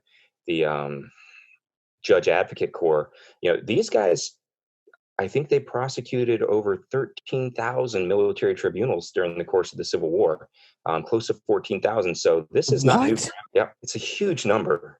Yeah. Mm-hmm. Like, I really want to say it's like 13,600 or something like that, 13,600. But I'll just go between 13 and 14,000. It's a huge number. There are no number. slouches in a courtroom. They know what they're doing. Holy moly! And so I think that's a big deal. Holt knows what he's about. He knows what is legally allowed. Although later on, if anybody gets thrown under the bus for kind of playing loosey-goosey with the legal process, it's Holt. And I find it really interesting because, he built his career on the practice of the law, most predominantly within the confines of the military structure. But he knows what he's doing. And the judge advocate, what we would call the judge advocate corps today, they knew what they were doing. These people they're prosecuting are civilians, and for the most part, they're going into prison and then coming out of prison. It's not like we've got thousands of people wasting away in prisons. They're at the time of the Civil War, they're getting prosecuted and they're getting sent to prison. They take those wonderful oaths of allegiance, and then they're released. So, speaking of oath of allegiance, Pat, I thought you would like this. I did a little looking. Not only did Powell take the oath of allegiance and Surratt Jr., but Booth took the oath of allegiance. See? Did he now? When was that? 61 or 62. Oh, early on. Interesting. Was that just so he could move around easier for acting and whatnot? I think so. Okay. See, but that literally proves my point. Like, unless Uncle Sam is kicking in your door and making you show your papers, which is super not constitutional, so Uncle Sam automatically wouldn't be doing it. God, like there's just, never. In theory, great. Like in practice, like it's how do you back? It's kind of like in the world we're living in now, right? Everybody's carrying these COVID passports, and like some people are freaking out if they're gonna have to carry them with them all the time, and are they gonna have to show them? And it's like, no, relax, everybody. But just how would you even enforce that? Like, I live in a small town here, and this town has a tough time wearing your freaking masks. Like, the people in the stores don't tell you to put them on and stuff like that. The people don't wear them. It's like, but nobody's getting in trouble for it. It's like, how are you going to enforce that? So I'm most surprised that it's just because I, in passing it, was unaware that Booth had signed it. But I'm also not surprised that there's no way to back it up. You can sign it and do what you want. He did. They did. Yep. But so, yeah, Holt is like the all-star of this whole process. He is the leading prosecutor. He is formulating the arguments. He's driving this ride home, and he wants them to be guilty. And so maybe he does play a little loose to kind of help that happen. But they were guilty anyway. A lot of people make the argument that rules were being made up as they went along. The deck was being stacked or whatever. So I would debate how much deck stacking is going on. I think Coby's got a point, and I'm sure you're going to dive into it, Coby, about loosey-goosey with some of the regs later on. But these people were guilty. No, for a day, I'm sure. But Stan wasn't taking any chances. No. Oh, yeah, to be clear, I'm not making that case. I'm just making sure that people know that Stanton wasn't messing around. If there was a weird area, he was plugging it, making sure. And so here's how Stanton and Holt work. Stanton, because he is de facto running the country in the immediate aftermath of Lincoln's assassination, and one of the biggest drains on his time is the manhunt, is the prosecution of this case. Who does Stanton trust the most to turn the case over, to handle the investigation and the prosecution and the arresting of all these people? Joseph Holt. So if you didn't know anything else about Holt and his mentality coming into this, you know everything you need to know. He was trusted by Stanton to see this through. And there was really only one outcome for Stanton, and that was to find these guys guilty, these people guilty. And of course he wanted to tie Davis to it so badly. I bet he could taste it. That's probably a very fair assessment. He just kept awake at night. He's like, I know you had a part of this. That Get wouldn't you. surprise me in the slightest. I'm going to get you. Yeah. We'll get into it some other time, but I love Jefferson Davis's experience at Fortress Monroe, which is some of the subtle psychological things they were doing, like, oh, we're going to hang this Union flag in your cell, and you can stare at it all freaking day, every day, every day. And then, we'll get into it later. But I love the history of Fortress Monroe, obviously, the full history of it. It's a deep subject, but the Jefferson Davis experience is also a fun little rabbit hole. So we talked about this. Get out of the rabbit holes, guys. We should set the alarm off. Get out of the rabbit hole. So that's your military tribunal, and basically, what is your prosecuting team?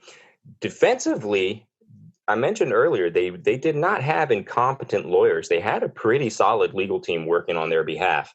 Mudd and Spangler and Arnold are represented by Thomas Ewing, who was very well respected and known within legal circles and within the federal army. I'm pretty sure he was a brigadier general. So you've got Thomas Ewing, and then also Frederick Stone is defense, part of Mudd's defense team. Frederick Stone was he's actually from down here where I'm living. He's from Leonardtown, so pretty close to me. And he was a really well-respected lawyer. I think he goes on to become a congressman or and a judge later on. You've got Walter Cox, who is also supporting or defending Arnold and O'Laughlin. William E. Doster, who is defending Powell. Doster is a pretty impressive lawyer who actually takes on Powell's case through the idea of insanity. I was going to say he's got probably the hardest role there, to be perfectly honest, with the amount of witnesses. Mm-hmm. Yeah, and then we get to, and I didn't do it in order purposely, but then we get to the lowest experience. You've got Reverdy Johnson, however you want to say it, who was Mary's lawyer. But Johnson, here's my take on it. Reverdy Johnson is a well-known lawyer. I mean, he's involved in cases like the Dred Scott case, and I mean, he is a huge lawyer within the country at the time.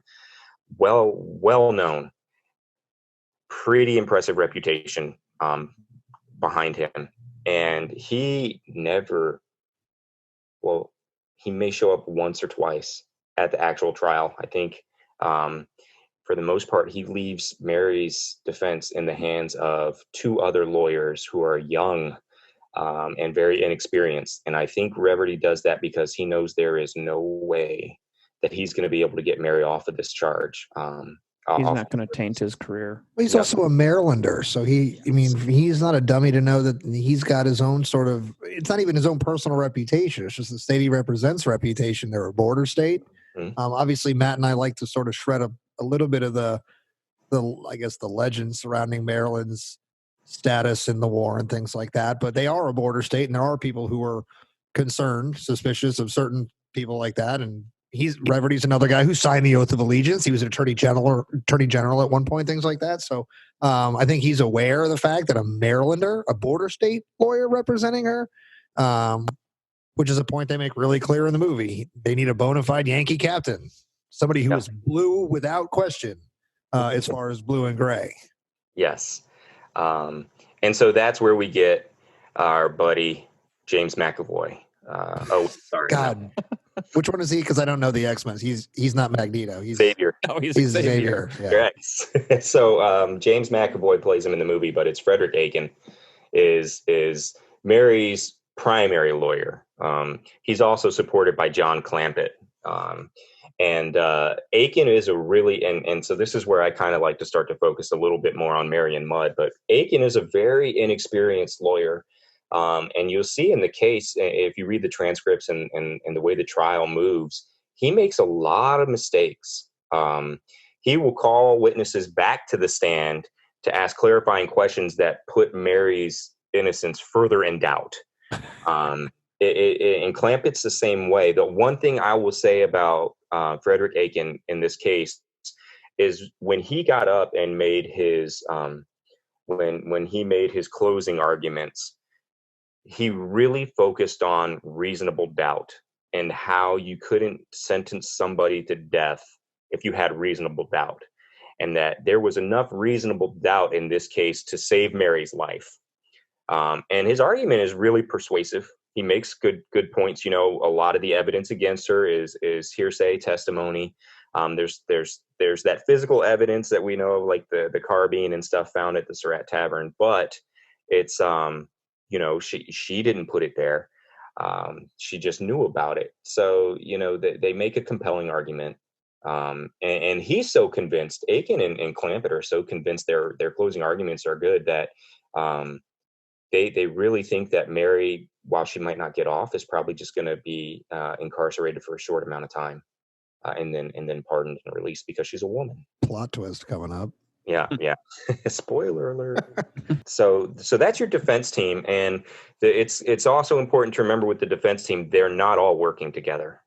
Some of them are where you have them representing a couple of the clients or a couple of the conspirators, but each one is trying to get their defendant off. And they're facing some pretty stiff charges. I mean, these are charges of conspiracy, of murder, of treason. I mean, there are multiple charges that they're facing. And the deck is stacked against them, not unfairly by the prosecution and the military tribunal. It's stacked by their own freaking actions. Yes, by their own clients.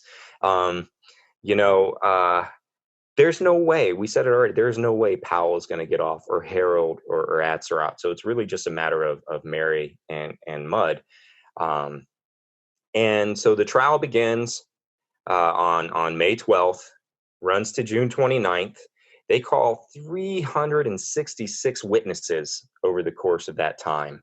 And then there are dozens of witnesses that they summon but don't actually call. I have it next to me, but I can't reach it. But I wish I could hold up the book that I have that's all of the witness statements and testimonies, because it's massive. I mean, it's like 2 Bibles put together. It's so thick. The testimony ranges from just a couple sentences from some people to days long. And then let's talk about the courtroom itself. Because I think that's really kind of fascinating. The courtroom was located in the women's block of the old federal prison at the Washington Arsenal, which is now Fort McNair. In fact, I think there is one day out of the year, or maybe one day every 6 months, that Fort McNair opens up the location of the courtroom for people to come in and see. And if there's one good thing that came out of The Conspirator, it's that all that set is set up now in the courtroom. So when you go in there, you're actually seeing. That's very cool. Yeah, the courtroom set up the way that it was for the trial. I mean, there's some good things that came out of The Conspirator. We got some good casting, some decent acting, a lot of jokes, which even at the movie's expense, jokes are positive. They make people laugh. No press is back. One last thing about the movie. Just when we were talking about Judge Advocate Holt, the actor that they got to play him was in another movie, and he did such a good job in that movie that it like ruined him in The Conspirator for me. So just try to imagine this: if you're into horror movies, Judge Advocate Holt in The Conspirator was also the main vampire in 30 Days of Night. Oh, there you go. And like I tell people, like that was the most terrifying vampire film I've ever seen. These vampires were not sexy like Bram Stoker's vampires. They weren't weird and emotional like Stephanie Meyer's glittering, glowing vampires, right? They weren't even sexy like Tom Cruise and Brad Pitt's vampires. They were just violent, murderous, scary-looking monsters. Yes. And like that movie freaked me out. And so the first time Judge Advocate Holt in the movie walks out and says like shooting irons, like Yosemite Sam, I was like, ah!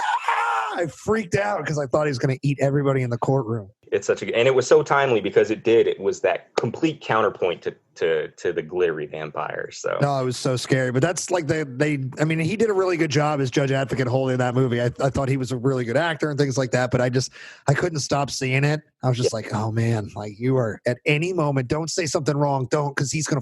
Oh, you're dead, and like he bites Lou Wallace's face. Yeah, none of that happened. That's the sequel to Abraham Lincoln Vampire. It's Judge Advocate Holt Vampire Murder. Like it's a whole thing. Yes. Piggybacking off of what you were talking about, Coby, before we got down that rabbit hole. The location of the trial itself and the images, because we actually do have some pretty good details, some good sketches being done of the trial chamber. And our guy Lou Wallace is one of the guys doing the sketches. It's more than just the newspaper correspondents and their artists, but one of the guys on the tribunal is actually sketching this event as it's occurring. Which scenario is it? You're sketching me, so I'm going to sketch you? Or is it, I know these people are guilty and I'm just going to draw until this is done? Yeah, maybe it's a little of both. I don't know. I like the idea that, he's just like, I know how this is going to go. And so he's like, let's just draw. David Hunter's like, did you write guilty on that paper already? We've only been here 3 minutes. He's like, did I do that? Oops. I mean, he did images of the conspirators themselves. Oh, that's too. A good one. Hold that one up. Hold that one up to the camera so we can see that one. I can't remember if he's the one who drew the one with the hood. Yeah, I believe he did. This is an image of Powell without the hood. Made him look like an alien. Yeah. But yeah, he did all of the conspirators, and then I think he did the hood image too. Mm-hmm. I just think that when you look at sensational cases, this one is still to me the top for the time period. You look at the sheer amount of press and people that are cycling through this courtroom, and then you look at the actual courtroom and the way it's laid out, in which you have like a row of tables in which all of the male conspirators are seated with a guard in between each one. And then you've got Mary, who is seated separately on a lower table next to Aiken and Clampett. And then you've got to straight across from her, I think is where you start to see the military tribunal, so they can see everything. And then everything else in that space is just occupied by chairs for the press and for the public who are coming in to see what is essentially like a crazy show for them. And then you have to imagine too, this building has, or this room has like one window, and it's May and June in DC. So it's getting there. And when you open up that window, it smells really right, because the one view you have is of basically it's almost like a latrine ditch. It's just open sewage that's running by that, is cooking in our wonderful Southern Maryland, Northern Virginia heat. And so the smells, you hear a lot, you see a lot about people talking about the smells that are wafting in to the courtroom. God. So I didn't like being down there when I was outside. Imagine being stuck in a hot brick room. Yeah. I'm in an oven full of shit. This sucks. Yes. So just for like modern day context, the spectator experience for this, like the public fascination and draw, was like a lot of us, Matt and Coby, all of us as younger guys in the 90s, but like when the country stopped to watch the O.J. Simpson trial. Sure. Good comparison. This is kind of like, you couldn't watch this on court TV before it was True TV now. Once upon a time, it was called Court TV. That's a history lesson for all you millennials out there. It used to be called Court TV. We watched legal stuff and not a bunch of impractical jokers. Great show. But so this was a public spectacle in that, like, it captured the country, obviously, and now that things were playing out, they wanted to watch. So they were, were they buying seats, or was it just like, if you get here, you get here, and the doors are closing? If you get here, you get here, and the doors are closing. That is my understanding. And it's not like they're being kept at distance from the defendants. Oh yeah, they're right up next to them. Yeah, they're real close. Like there are a number of accounts. Mary is her account is that she wilts during the course of the trial, that she's ill, that she begins to look more and more frail and weak, and she's so weak by the end that she misses like the last 3 days. But one of the things that we think probably contributes to that is that these women would come into the courtroom and would basically walk up to her to look at her and see the face of this woman who hatched the seed that led to the assassination of Lincoln, and then would walk off and, only in the way that women can, say some of the snarkiest things about each other in that voice where you can hear it, no matter, it's not a yell, but you can hear it wherever it is. Those emotional daggers. Is that what you mean? Yes. My So they're wife is walking so good around. at stabbing me with those. I know. I've gotten to the point now where I don't get them very often. So there's hope. You get I know. I mean, I'm learning. It's a learning thing. It's like early in the relationship, you just get stabbed all the time because you're dumb and you're a guy, and that's what I am. I'm a dumb guy, and then I don't want to get stabbed anymore. So I learned it's like hand burner. You figure it out. Yeah. Eventually, the hand doesn't want to burn anymore. The hot plate. Yeah, hot. it is hot. Yes. Oh, I said the dumb thing in front of my wife again. She's like, "Let me just shank you with your feelings." Yes.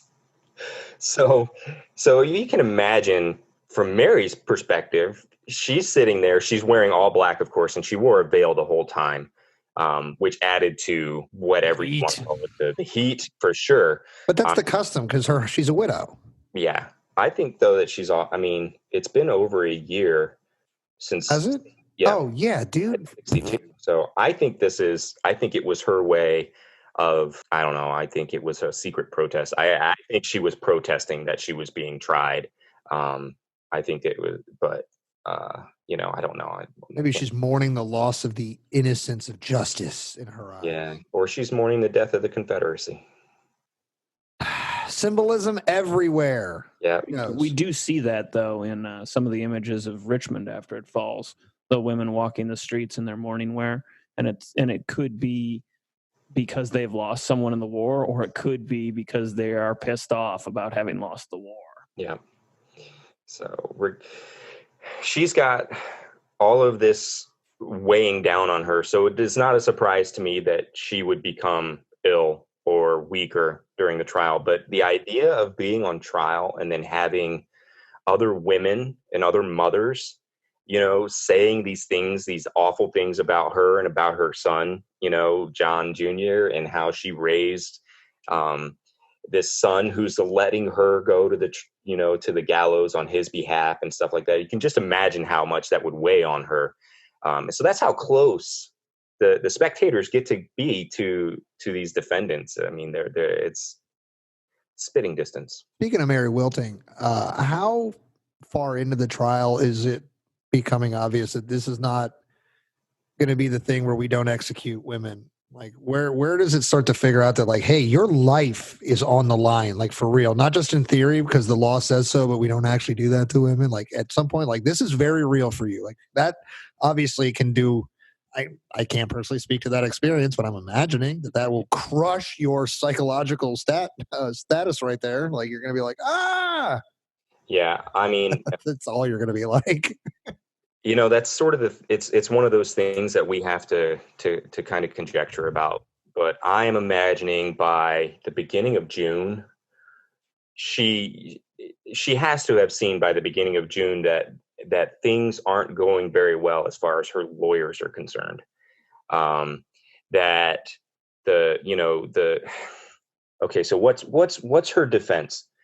Her defense is based off of, one, she's a good Christian Catholic woman. Two, she has poor eyesight. Those are the two big factors behind her defense, which is a really weak defense. Is Johnny Cochran the lawyer? That's like the 19th century glove doesn't fit. Right. But, that's physical evidence, I suppose, compared to eyesight. Yeah. And the thing is, there are plenty of witnesses that are called that counter Mary's claim that she has poor eyesight and that people have to thread her needle for her. There are people who passed her in the street, other women who are called to testify on behalf of the prosecution that say, yeah, we were on the street, passed each other on the way to and from church, and there was no gaslight. And Miss Surratt said hello to me before I said hello to her, and called me by name and identified me properly, which is important to note because if Mary is making the first greeting, she's not calling them out because she recognizes their voice. She's calling them out because she recognizes their face. But that would be me as a lawyer. Small reenactment. If I was Judge Advocate Holt, I'd be like, Mary, I understand you're blind. She'd be like, yes, I am. And I'd be like, cool, your ears obviously freaking work. You obviously heard things in your house. Right. End of reenactment. And so, because that's the case they want to use against Powell, is that Mary didn't recognize him. And that's why she denied knowing who he was, even though Anna as we talked about, Anna spilled the beans and said, yeah, mom knows him, and she rented a room to him. And I just also find it hard to believe that, as poor eyesight as she might have, she would misidentify someone that she had seen who is 6'2" with broad shoulders coming through her doorway multiple times. The giant that is Lewis Powell. Yeah. So the case for Mary's defense is not very strong. And I'll be honest, when I read it and read between the lines, the case for Mary's defense is really that she's a woman and that she's a mother, and that she's ill.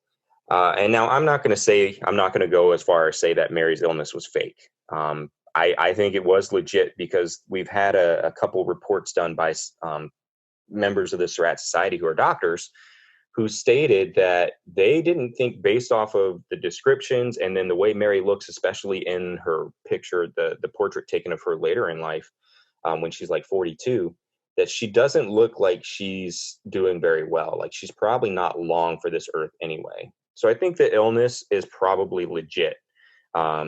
Now, what that illness is, I don't know. It could be something to do with her kidneys or her liver or something, because it looks like there's some fluid retention and things like that. None of us are doctors. What effect does stress have? Let's be real. She is a widow. There's a financial burden that's been coming with that. Her son is kind of, off doing wannabe espionage and real espionage stuff, which can be stressful, just not knowing where your kids are they safe, things like that.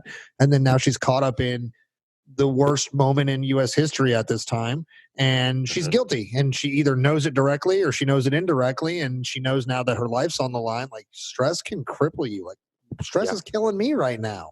And two, her real connection, because her oldest son's in Texas and John Jr.'s running around doing his, wannabe hero stuff, is her one real familial connection is her daughter, Anna. And Anna and Mary are not allowed to interact with each other at all during this process until Mary is recognized to be so ill that they allow Anna to visit her in her cell. So they're kept apart, which psychologically had to be a huge blow to Mary, because she had never been away from Anna for any real period of time. And this is that moment where she's going to need that one person to lean on, and Anna would be that person, and she doesn't have that. So Mary is very much alone in all of this. And I'm not saying that to make anybody feel bad for her or the situation she's in, but it does help us understand the physical toll that she was under, the mental toll, and why we do see reports of her being ill during the trial. So, but Mary's not the big draw for the trial. She's one of them, but she's not the only one. And the press loves Mary. If you look at the way the press portrays her, there's a great picture with all the conspirators in an oval around Mary's portrait. Right. So, there was definitely this imagery coming out that Mary was the heart of the plot. But then there's also a big draw, especially for the women who are coming to see the court case of Lewis Powell. The proverbial bad boy. Yes, and those pictures, literal bad boy. Yeah, good point. Not even proverbial. That dude was a badass asshole. Yeah. So the pictures and the descriptions of him had already enthralled many a young woman in America at the time. Yeah, they were swooning.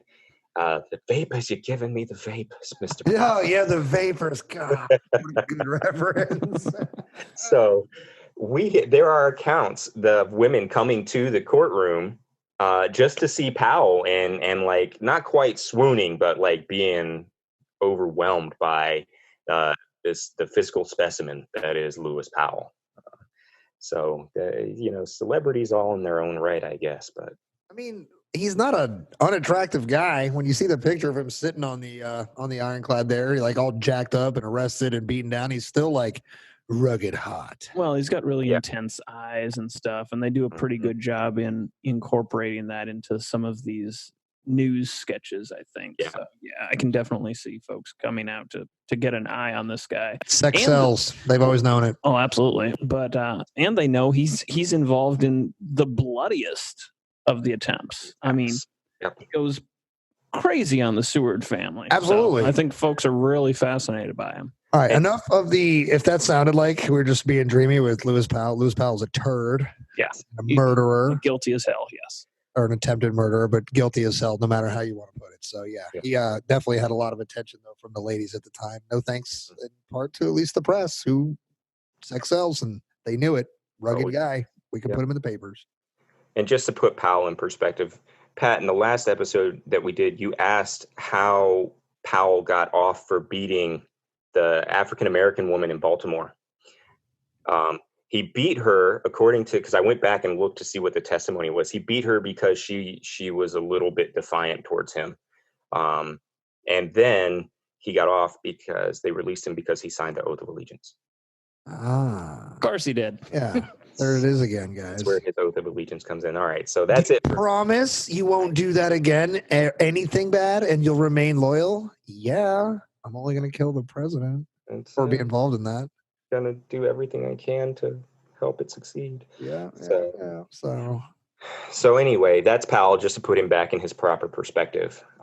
So let's focus on Mudd, Samuel Mudd, and Mary Surratt a little bit, because again, I repeat it constantly all the time. There is no hope for Powell, Harold, and Atzerodt. They are done. Their confessions alone wipe out their chances. Powell is witnessed by so many people. He's never going to get off. But there is that chance for Mudd and Mary, and so. I said that Mary's, a lot of the testimony against her is hearsay and witness statements about things they heard her say, which is basically the definition of hearsay. But you have to think about who these people are that are making these statements. And the first one we're going to hop to is Louis Weichmann. For those of you who don't remember, Louis Weichmann is our buddy who was boarding at the H Street house. He was a former classmate of John Jr. He helped get him a job in the War Department. He had a thing for Anna, and he basically turned himself into Mary's errand boy to try and get in good with Anna. Louis Weichmann was allowed to hang out with the conspirators because they believed he was a Southern man, because he wanted to go to Richmond to study at the seminary. So it was one of the biggest mistakes that the conspirators did, was to trust Louis Weichmann. Now, Weichmann, he is really crucial to the prosecution against Mary, because he takes Mary to the tavern to deliver the field glasses and the message to John Lloyd to have all the supplies ready for when parties come calling, which parties end up being Booth and Harold. Weichmann is there. He witnesses that. He witnesses that Mary's reasoning to go according to the defense is that she's trying to collect money from a tenant because she's trying to pay off the debt that her family still owes to George Calvert for purchasing land to build the tavern on. He's there, and he witnesses the fact that even though that's why Mary's supposed to be there and the meeting was supposed to have been set up, this gentleman that owes her money never arrives at the tavern. He's only about 1.5 miles away, and she never sends a letter to him. So Weichmann is in a position to really counter a lot of Mary's defense. And so his part in the trial, he is a key witness against everybody, but in particular against Mary, because he's able to put all of the conspirators in the H Street boarding house, and he's able to put Mary and Booth together on many occasions in separate meetings.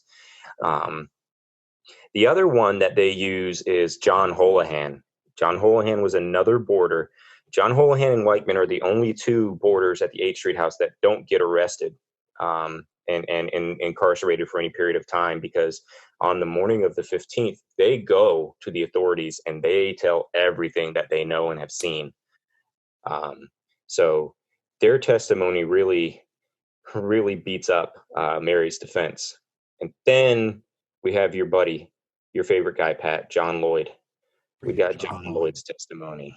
Yeah. To be fair, Louis Weichmann's another one of those guys. Like for me, like I wrote down a question now. I'll ask it now, but I'll really ask it when you start to talk about a little bit of his testimony. But like, why should we even trust Louis Weichmann? Like at all? It's a good question. There's been a lot of folks who have questioned whether or not to trust Weichmann. Yeah. My answer to that is that we see numerous times Weichmann either sharing information with people. We do know that he goes and reports some of his concerns about what he sees happening at the H Street boarding house even before the assassination and the murder happens. But the fact that on the 15th he goes and right away talks about everything he's seen. I mean, he's very open. To me, I think that his testimony is trustworthy. Now, can I base that off of anything other than just the way I read it and the way I see it? Not really. Which is why it's so easy to question whether or not he's just trying to save his own skin.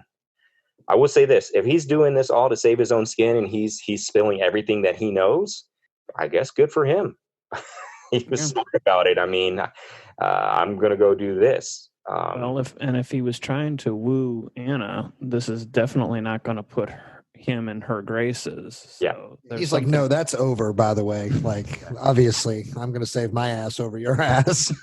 And the amount of slander and bad publicity and threats and things that Weichman gets for the rest of his life as a result of his testimony just leads me anyway to feel like there's a lot more truth to what he had to say. And then that's why he writes his book. He writes his book to be a counterpoint to all of the news articles and slanderous stories that are going on about his character. But he has to leave the region. He can't stay. He leaves D.C. and he never comes back. That's interesting, Coby.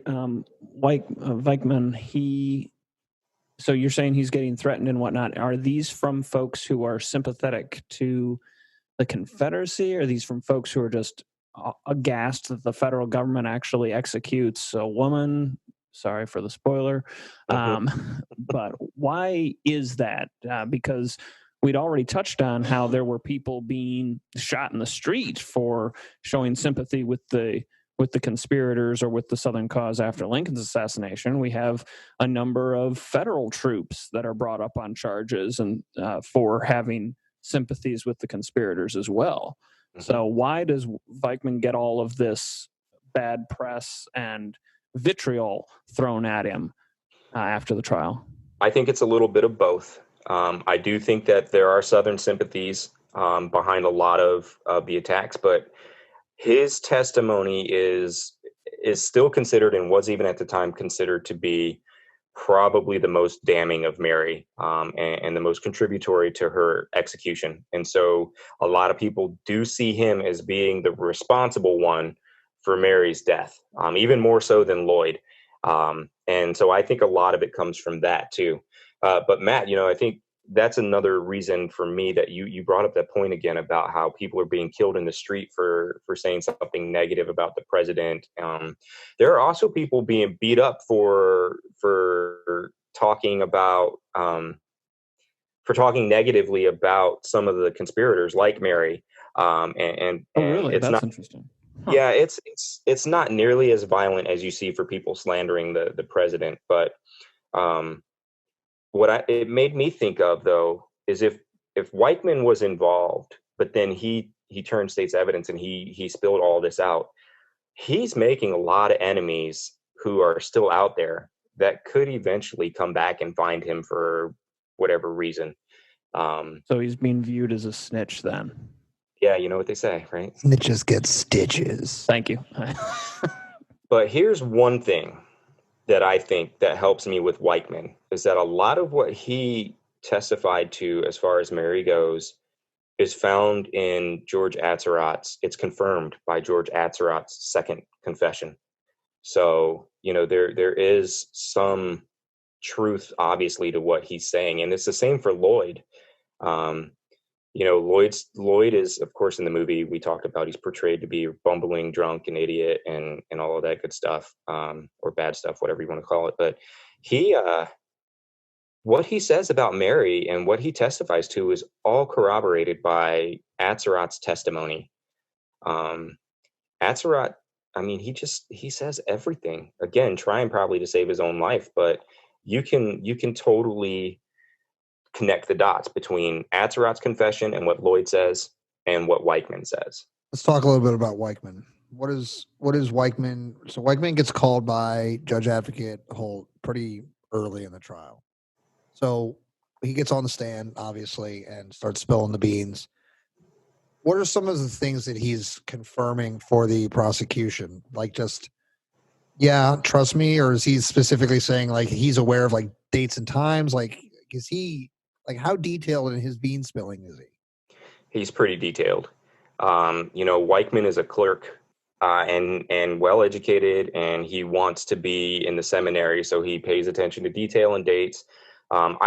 I cannot recall off the top of my head if he gives specific dates, with the exception of like going out to Surratt's Tavern with Mary on like April 12th, and then again on the morning of the 14th. But he's really detailed about the meetings that he had been invited to, and where he saw, Powell and Atzerodt and John Jr. all together in a space. He's detailed about, I think it's April 5th is a meeting, or April 9th, a meeting that he witnesses between Mary Surratt and Booth. So he's providing really finely detailed things. There's no way you could doubt that he's witnessing these things. The only doubt would be whether or not he's witnessing them because he's a part of them. Yeah. Do you know this because you're in the room? That's one of my questions. It's like, if he's this tight with the Surratt family, like John is his boy and like Anna's the girl he wants, and like he's in the room. Like, why do we trust him? He's in the room where it happens. Excellent reference. Yes. Good job. He never. I think for Weichman, there's never any indication that he's pro-South. There's never any indication that he's anything other than a Union man. Nothing about his character before, during, or after the war brings his loyalty into doubt. And so I think that's a big part of it. And that's the difference between like maybe him and Lloyd, is that, Lloyd is taking over running what was a safe house. He's obviously got Southern leanings. Weichman is renting a room in DC like so many others who work for the War Department. So, I think overall it was a mistake. It was an oversight by the conspirators to allow Weichman to be present for so much, and that the fact is they trusted him as a friend of John's. And I mean, remember, he's at the very first introduction between Booth and John with Doctors Mudd and for that egg punch. So that's right. Dr. Mudd absolutely involved early in this story. Absolutely. Yes. I don't think I'll say that enough. Nucleus at the birth. All right, so Weichman gets on the stand and spills the beans. Everything is being corroborated and things like that. John Lloyd is going to be placed on the stand and do a similar thing, but he's got the more damning testimony as far as Mary Surratt's concerned. Can you touch on that a little bit? Yeah. So of course we can use John's words, which are that on the morning of the 14th, Mary visited the tavern and delivered a package that was from Booth. It had "fragile" written on it. Lloyd opens it, and it turns out to be Must be Italian. Yeah, fragile.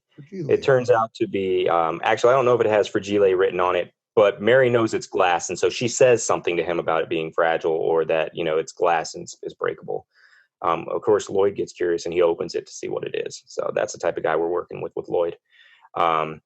Now, the big thing, though, is that Lloyd is testifying. His real big damning testimony is that Mary comes to him and tells him to have the shooting irons and supplies ready because parties are going to come calling for them that night. And we know that Lloyd knows exactly what she's talking about because he's got the supplies ready. And the shooting irons are the 2 carbines. And then there's some whiskey and the field glasses and some rope and that stuff. So his testimony there is corroborated by Atzerodt, because Atzerodt informs whoever's interviewing him at the time, whichever one it was, that Booth actually told him that Lloyd was given a message by Mary to have the supplies ready for him and Harold. For the whole party, but that's in the confession. So Lloyd's statement, while Mary probably didn't say shooting irons, is accurate, and Weichman hears it too. But Lloyd is Lloyd is probably more hated than Weichman, because Lloyd had this real deep personal connection to Mary by running the tavern, and he was making his living off of her property. um, I don't know. I mean, Lloyd is a guy who's definitely saving his own skin. Lloyd knows a lot more, and he's state's evidence. He's probably state's witness number one. He made a deal. Lloyd gets questioned by the police. It's like, what's with all these supplies? And he's like, well, they told me they were just going on a field trip to Texas. That's all the guns and the rope and the whiskey. But I knew better, because I could tell nobody's going to Texas right now. This has got to be something worse. Right. So Lloyd, I mean, it's such a simple statement, right? Have the supplies ready for parties to come calling. But the fact that Weichman heard it and that Surratt knew enough about it to write it down, I mean, that's your rule of three, which is what you're looking for when you're looking for proof. He doesn't have to say anything else. He goes on to tell them where the carbine is, who hid the carbines there. He also talks about the fact that Mary did not meet with who she was supposed to collect money from. But he's another guy I asked the same question. Why should we trust him? Especially him, because he's obviously got the sympathies. He's working in the or around the Confederate underground system, right? Isn't the post office out there too? Mm-hmm. So, like, even though he's not directly involved in that, as John Jr. is running that operation, he would be within close enough proximity to have probably picked up on what's going on out there. So, like, it blows my mind that he gets brought in essentially with my understanding that there's no, like, plea deal that's like, we're acknowledging that you probably know something, and thus, if you work for us, nothing. But, like, it just seems like they allowed him to just come in on his own and, like, spill the beans and then not even be questioned, like, for, like, how do you know all this crap? Oh, he was arrested. He didn't voluntarily come in. Lloyd gets picked up. Actually, if we look at the whole timeline, Lloyd is picked up on the 16th. So if you wanted we did talk about this. Oh, too, yeah, in the yeah. first one. Yeah. Wait, with the trial, is he in custody all the way up into the trial? Like, I meant, like, when he's coming into the courtroom. Oh, no. And testifying. Yeah, he's just called in as a witness. By that point, I don't believe he is in custody anymore. That's what I mean. No plea deal. Like, they've arrested him. They've gone through all that, and it's like, all right, we're just. I think a deal existed. I think there was a deal that was struck between Holt and Lloyd. Here's a loosey-goosey part. I think Holt struck that deal, but I don't think that deal made its way onto paper. I don't think that deal was any way made verifiably official. So speculatively, it was one of those, you testify on our behalf and you go live your life, John Right. Lloyd. Yeah, we've got you dead to rights if you don't. So you think it's something like that, Coby? Yeah, I think it's something like that. I think, and remember, Lloyd has a background with the law a little bit. I mean, he's a former metropolitan police officer. Now, he might not understand the complete inner workings, but I think he knows enough to know that if he doesn't do something drastic, he could very much end up on those gallows too. And you do see he doesn't lie. I mean, when they pick him up, I mean, he's pretty honest and straightforward with them. He tells them where the carbine is. He says he doesn't know that it's Booth and Harold, which is probably a lie.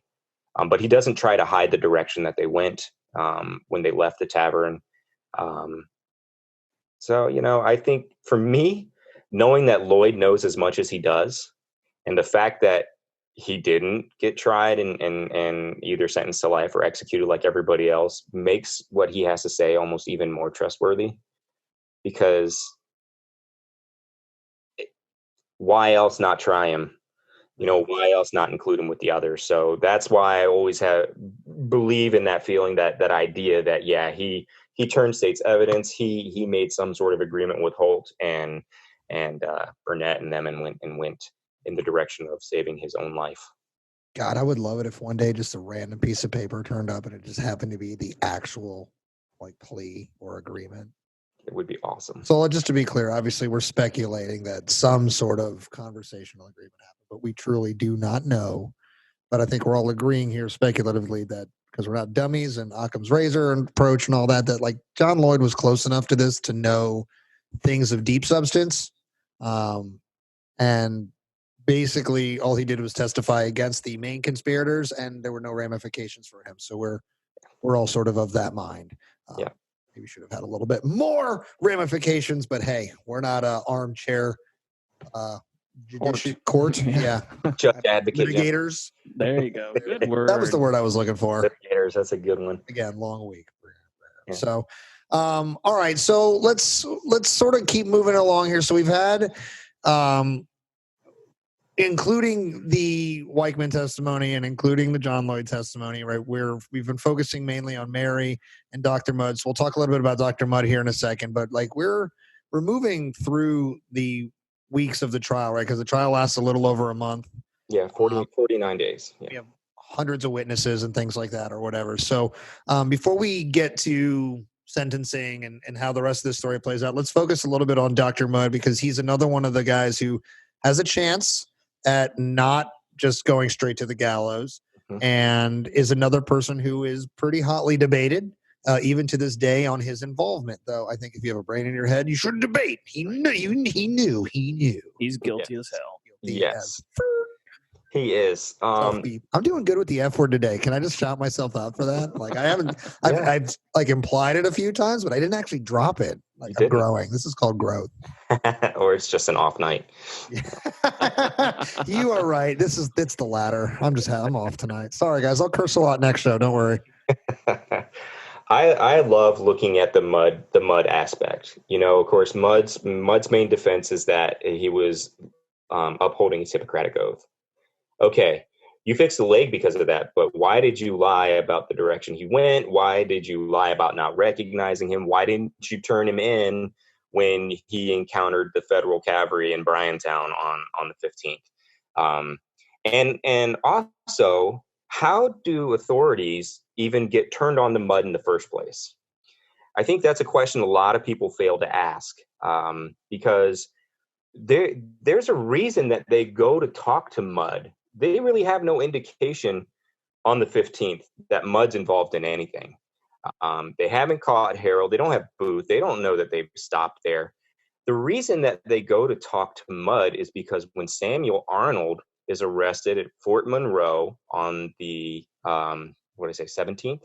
16th or 17th, when he's arrested at 17th, he actually sells Mudd out. Arnold, in his interview with investigators, mentions Mudd as being a part of the conspiracy to kidnap President Lincoln. They're like, wait, can you say that name? That's a new name. Yeah, that's exactly what it is. And so they write it down. With two Ds? Is that with two Ds? I know that guy. He's totally guilty. Yeah, and his name is still Mudd. But so they know about Mudd because of Arnold. Arnold brings up Mudd before anybody asks about Mudd. That is a huge moment in considering the guilt or not of Samuel Mudd. The fact that a conspirator dropped his name before an investigator asked about it is pretty important.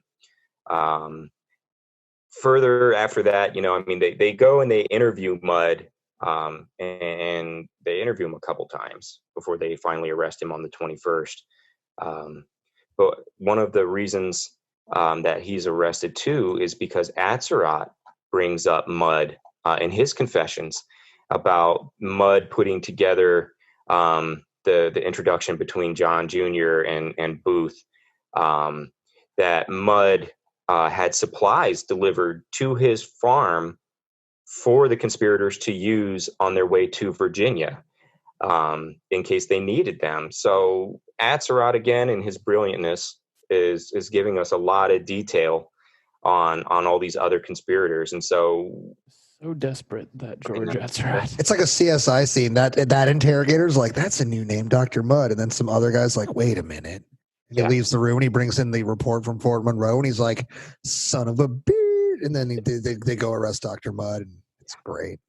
Yeah. And of course, filthy. And there's so many other things. Mudd's got Booth's boot that he cut off of the broken leg. It's Mudd who talks about Booth wearing a false beard. that kept him from recognizing him. But he didn't have a false beard. He'd shaved his mustache. It's things like that, those fine details, that Mudd's dropping these little lies to throw people off the scent, and he gets called out for it. Mudd's infuriating to me, and the efforts to obfuscate his guilt. Yes, to rehabilitate who he is, his reputation. Later on after sentencing, yeah, he does some good work as a doctor at Fort Jefferson. Again, Hippocratic oath. So but does he do enough to rehabilitate the fact that he was a part of the Knights of the Golden Circle, and pulling in Booth and Surratt and helping to build the team of conspirators and treating and helping Booth escape? I mean, we're talking one vote away from being executed. You can't rehabilitate that. And there is still a school in Charles County named after him. Oof. Samuel Mudd Elementary. Wow. Mm-hmm. You didn't go to there, did you? I did not. Put a clock on that one. What's it? It's 8:30 on May 14th, 2021. Well, when that school's name gets changed, we'll revisit that one. There's still a Surratt High School too. Wow. High School. Yep. Well, we'll touch on all that at a different day. That's a whole controversial renaming things and all. That's a little more modern history and politics, but that's pretty wild to me that there's still a Dr. Mudd school out there. Yeah. I had no idea. Well, that's how successful he was at rehabilitating that image, at least locally. I mean, Sure. One of the things I just want to touch on, I was talking to Matt about this in pre-show. A thought popped into my head a few years ago when I went down to the Mudd House and was kind of exploring the area in a similar to when we met, Coby, a downtime at work. And I found myself walking through a cemetery down there near Bryantown, and it's filled with Mudd's. I don't know this for a fact because I didn't bother to genealogically look any of these people up, but they all have the last name Mudd, 2 Ds. They're all within the same area. I got to assume they're related somehow, but I noticed pretty safe. Yeah, pretty safe assumption. But I noticed that a lot of these grave markers I was looking at were U.S. military veteran grave markers, like Spanish-American War, First World War, Second World War. And I wondered if part of that was part of the rehabilitation attempt. It was like, we're going to go so overboard in supporting the country that we hope it makes you forget that our granddaddy was part of the plot to kill the president. Yeah, no, totally. I mean, I feel like that kind of falls under the whole idea of emotional heritage. You see that. Don't do that. We're dealing with that now. Emotional heritage. Well, good job though, Coby, about bringing that up. I memean, emotional heritage, a big key term in the museum and interpretation industry right now. So good on you. Yeah. I totally see the connections there. Even if they didn't see the connection, if they didn't necessarily fundamentally think about the fact that I'm going to go and serve this country to make up for the crappiness. Sins of the father. The sins of the father. So I think, yes, absolutely, that is what's going on there. Wow. So Dr. Mudd is on trial too.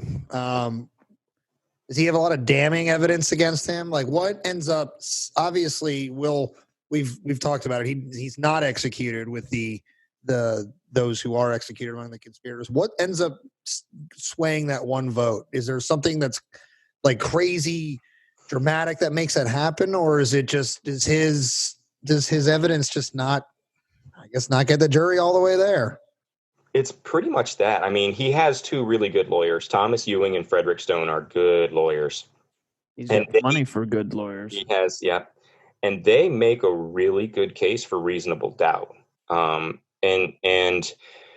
I'm trying to remember off the top of my head. I cannot remember how much Harold says about being at Mudd's if he just says the same thing that he's always said, and that we didn't identify ourselves, we used aliases, and I don't know that Mudd knew who we were. Mudd's probably closer to the circumstantial evidence than any of the others. only in that there's really nobody who can put them together as having known each other, especially because Booth is dead. I think if Booth is alive, Mudd hangs because, Booth is gonna sell him out. Booth is gonna be like, yes, I went to Dr. Mudd's house. I don't see Booth as holding up well under interrogative pressure. No, I don't think so either. He's too much of an actor. Yeah. So I do think that that's partly why Mudd gets off, is that Booth is dead. But also his lawyers make a really reasonable case for reasonable doubt. The Hippocratic Oath is something that was taken seriously. So that can be argued to be a good reason to bring somebody in and fix their leg. It was more about, Why does he keep the physical evidence, though, Coby? I don't know. Okay. There's so many dumb things like that are a part of this story that just drive me nuts because I don't know if it's because we've had the benefit of watching serial killer documentaries for the last 15, 20 years with Netflix. And we've learned hide this, do that, whatever, idiot. But what did we say in the main episode? Take it 2 miles from your house, dig a nondescript hole, bury it. Tell no one. They're never going to find it. Go drop it in Alan's Fresh Run or something. Right. I think, we send it with him when he leaves. Yeah. This is yours, GTFO. Yeah. It's got your initials in it. Take it with you, please. Yeah.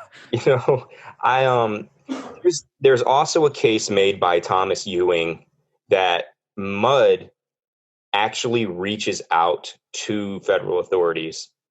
He's not waiting to get picked up. Mudd actually sends his cousin to go find some federal troopers in Bryantown to say that my cousin, Dr. Mudd, treated a patient and he might be involved in the Lincoln assassination. Now he waits a number of days to buy Booth time, but I think Mudd does see writing on the wall and does start trying to do enough to maybe create a buffer for himself. I think he should have failed. But, it's dumb. Go yourself.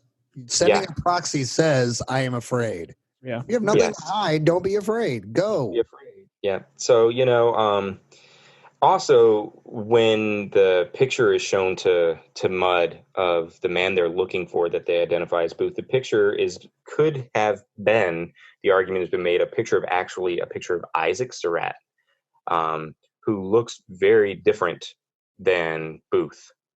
And so if they're like, this is who we're looking for, that gave Mudd the out to be like, oh, that's not who was here. I don't recognize the man that I saw didn't have that mustache, So wait, they didn't show, they're speculating that they didn't show him the right picture, or there's a little debate that has gone on for a while, within the Surratt Society, that the picture that was originally, when you look at the original wanted posters, the picture that is supposed to be Booth it looks like Isaac Surratt.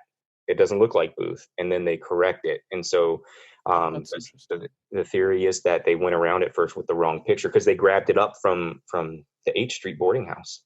Sure. Let's just assume it was the picture of Booth. They show it to him, and they're like, why did you just cringe and start sweating instantaneously, Dr. Mudd? I don't know. I got to go, though. I don't know this guy, but I don't feel good. No reason. Yeah.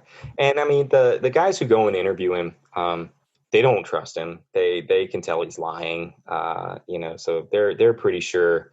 And of course, they have that other evidence that he doesn't know they have, which is Arnold having dropped his name and Surratt having dropped his name. So Mudd is kind of like that. He's saved by the skin of his chinny chin chin, man. There was somehow enough reasonable doubt in somebody's mind or something to, obviously more than half of them of the tribunal thought he was not guilty enough to be executed, but still guilty. The human element of interpreting reasonable doubt is fascinating. Obviously, it's its own separate rabbit hole. We watch it in our contemporary times with a lot of these high-profile court cases that have been relevant in the last 10 years. There's been a lot of cases that from the bleachers where we're all sitting that are pretty cut and dry, but then they go legally the opposite way that we're thinking and common sense would think, because you can interpret reasonable doubt in so many ways. And with Dr. Mudd's case, all it takes is one to be convinced, and it saved his life. Yeah. Well, let's dive into sentencing now. Yeah. Since we've kind of cut through the big ones here. So how do we decide on, not we, but how does the tribunal come down on we? Yes, it's us. We've been convicting some people here today. I'm not going to lie about that. It was Mudd guilty? I forget. Did we declare that officially? Oh, I did. That was a joke. We've said it about 8,000 times. Of course, he's freaking guilty. But like, Coby, how does the tribunal start to decide who is going to go to prison for life and who is going to have the short drop, sudden stop? Yeah. So, they stop hearing testimony and argument on the 29th, and they deliberate on the sentencing the day of the 29th as well as the 30th.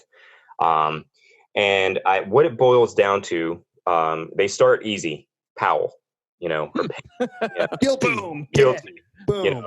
Done. Involved enough evidence to bury him under Mount Everest. Yes, he's going to be executed. All right, pal. Guilty as crap. Execution. All right. Harold is with Booth. Harold is obviously an accomplice.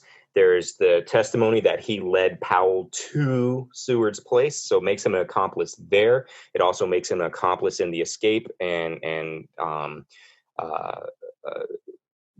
manhunt of Booth. I just lost the word I was going to say, but in the escape of Booth, or the attempted escape, and he admits that he had been a part of the conspiracy from the beginning.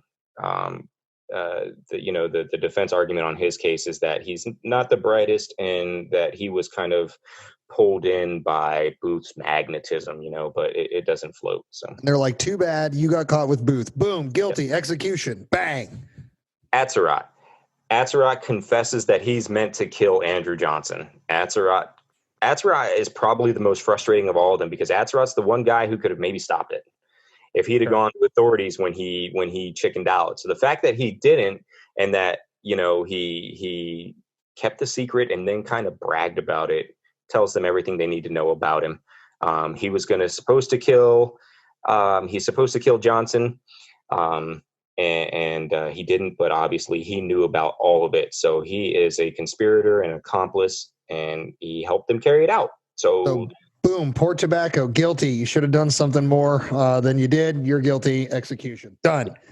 Mary Surratt is our final of the ones executed. This one was of the two big ones, had a chance to walk away with her life at some point, but she's not going to. So tell us how we get to the conviction and the sentencing of Mary Surratt. And it's important to know that the conviction of Mary is unanimous. All nine decide that she should be executed. And it's for a number of reasons, but one, her house facilitates the conspiracy. They meet at her house. Attach the plot. Yep. She is directly involved with the supplies. She delivers the message to Lloyd. Her son is involved. It's just an avalanche of evidence for them that puts Mary as guilty as Atzerodt, as guilty as Harold. So even though she doesn't carry out any physical action, she knows just as much as them, and she is just as much a part of allowing it and causing it to happen. And here's my impression of what happens in that room with these 9 guys. They've got some criteria that they're looking to meet, and they get to Mary and they're like, could she have stopped it? Check for yes. Did she try? Check for no. Did she know what was happening? Yes. Did she facilitate it? Yes. They go down this list, and then they say, yeah, she's as guilty as these 3 other men. And then they look at each other and probably realize what they've just agreed to. Whoa, we've just agreed that she should be sentenced to death just like these 3 other men. And then 5 of them get like a little bit of fear of their legacy is what I think is probably going on. They're like, oh, can we sentence a woman to death? Like, should we even consider that? And so 5 of these officers on the tribunal write a letter to Andrew Johnson requesting clemency. So we are sentencing her to death, but we are requesting clemency that she be imprisoned for life instead. And then this is another part where Holt kind of gets thrown under the bus because of Andrew Johnson. They give that letter to Holt, And, Andrew Johnson is actually sick at this time. He spends like a week and a half or something in bed. He's so ill. And so he doesn't even meet to talk about the sentencing of these defendants until July 5th. And that's when he actually confirms the sentencing. So we're talking from the 30th when they decide what the sentences are. And then the 5th is when they're announced.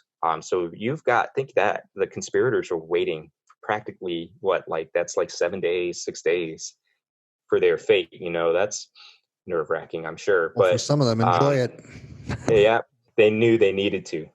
But Holt takes this letter and he goes to Andrew Johnson with it, and he shows it to Johnson, and Johnson reads it, and he looks at Holt and he says, have these officers found her guilty along all the same lines that they found Powell and Harold and Surratt guilty? And Holt says, yes, they have. And he says, so are you leading me to believe that the only reason they're seeking clemency for her is because she's a woman? And Holt says, yes, that's accurate. And Johnson says, she won't be spared because of her sex. And that's it. Now, later on, he says that Holt never shows him that letter, and that he is not aware of it. There is somebody because there's a cabinet meeting happening at the time, that Holt shows up, and or that Holt brings him the letter. And somebody in the cabinet meeting, and of course his name I just forgot, writes down that Holt and Johnson have this conversation. Maybe not hears it, but knows that Holt brings a letter for Johnson to look at.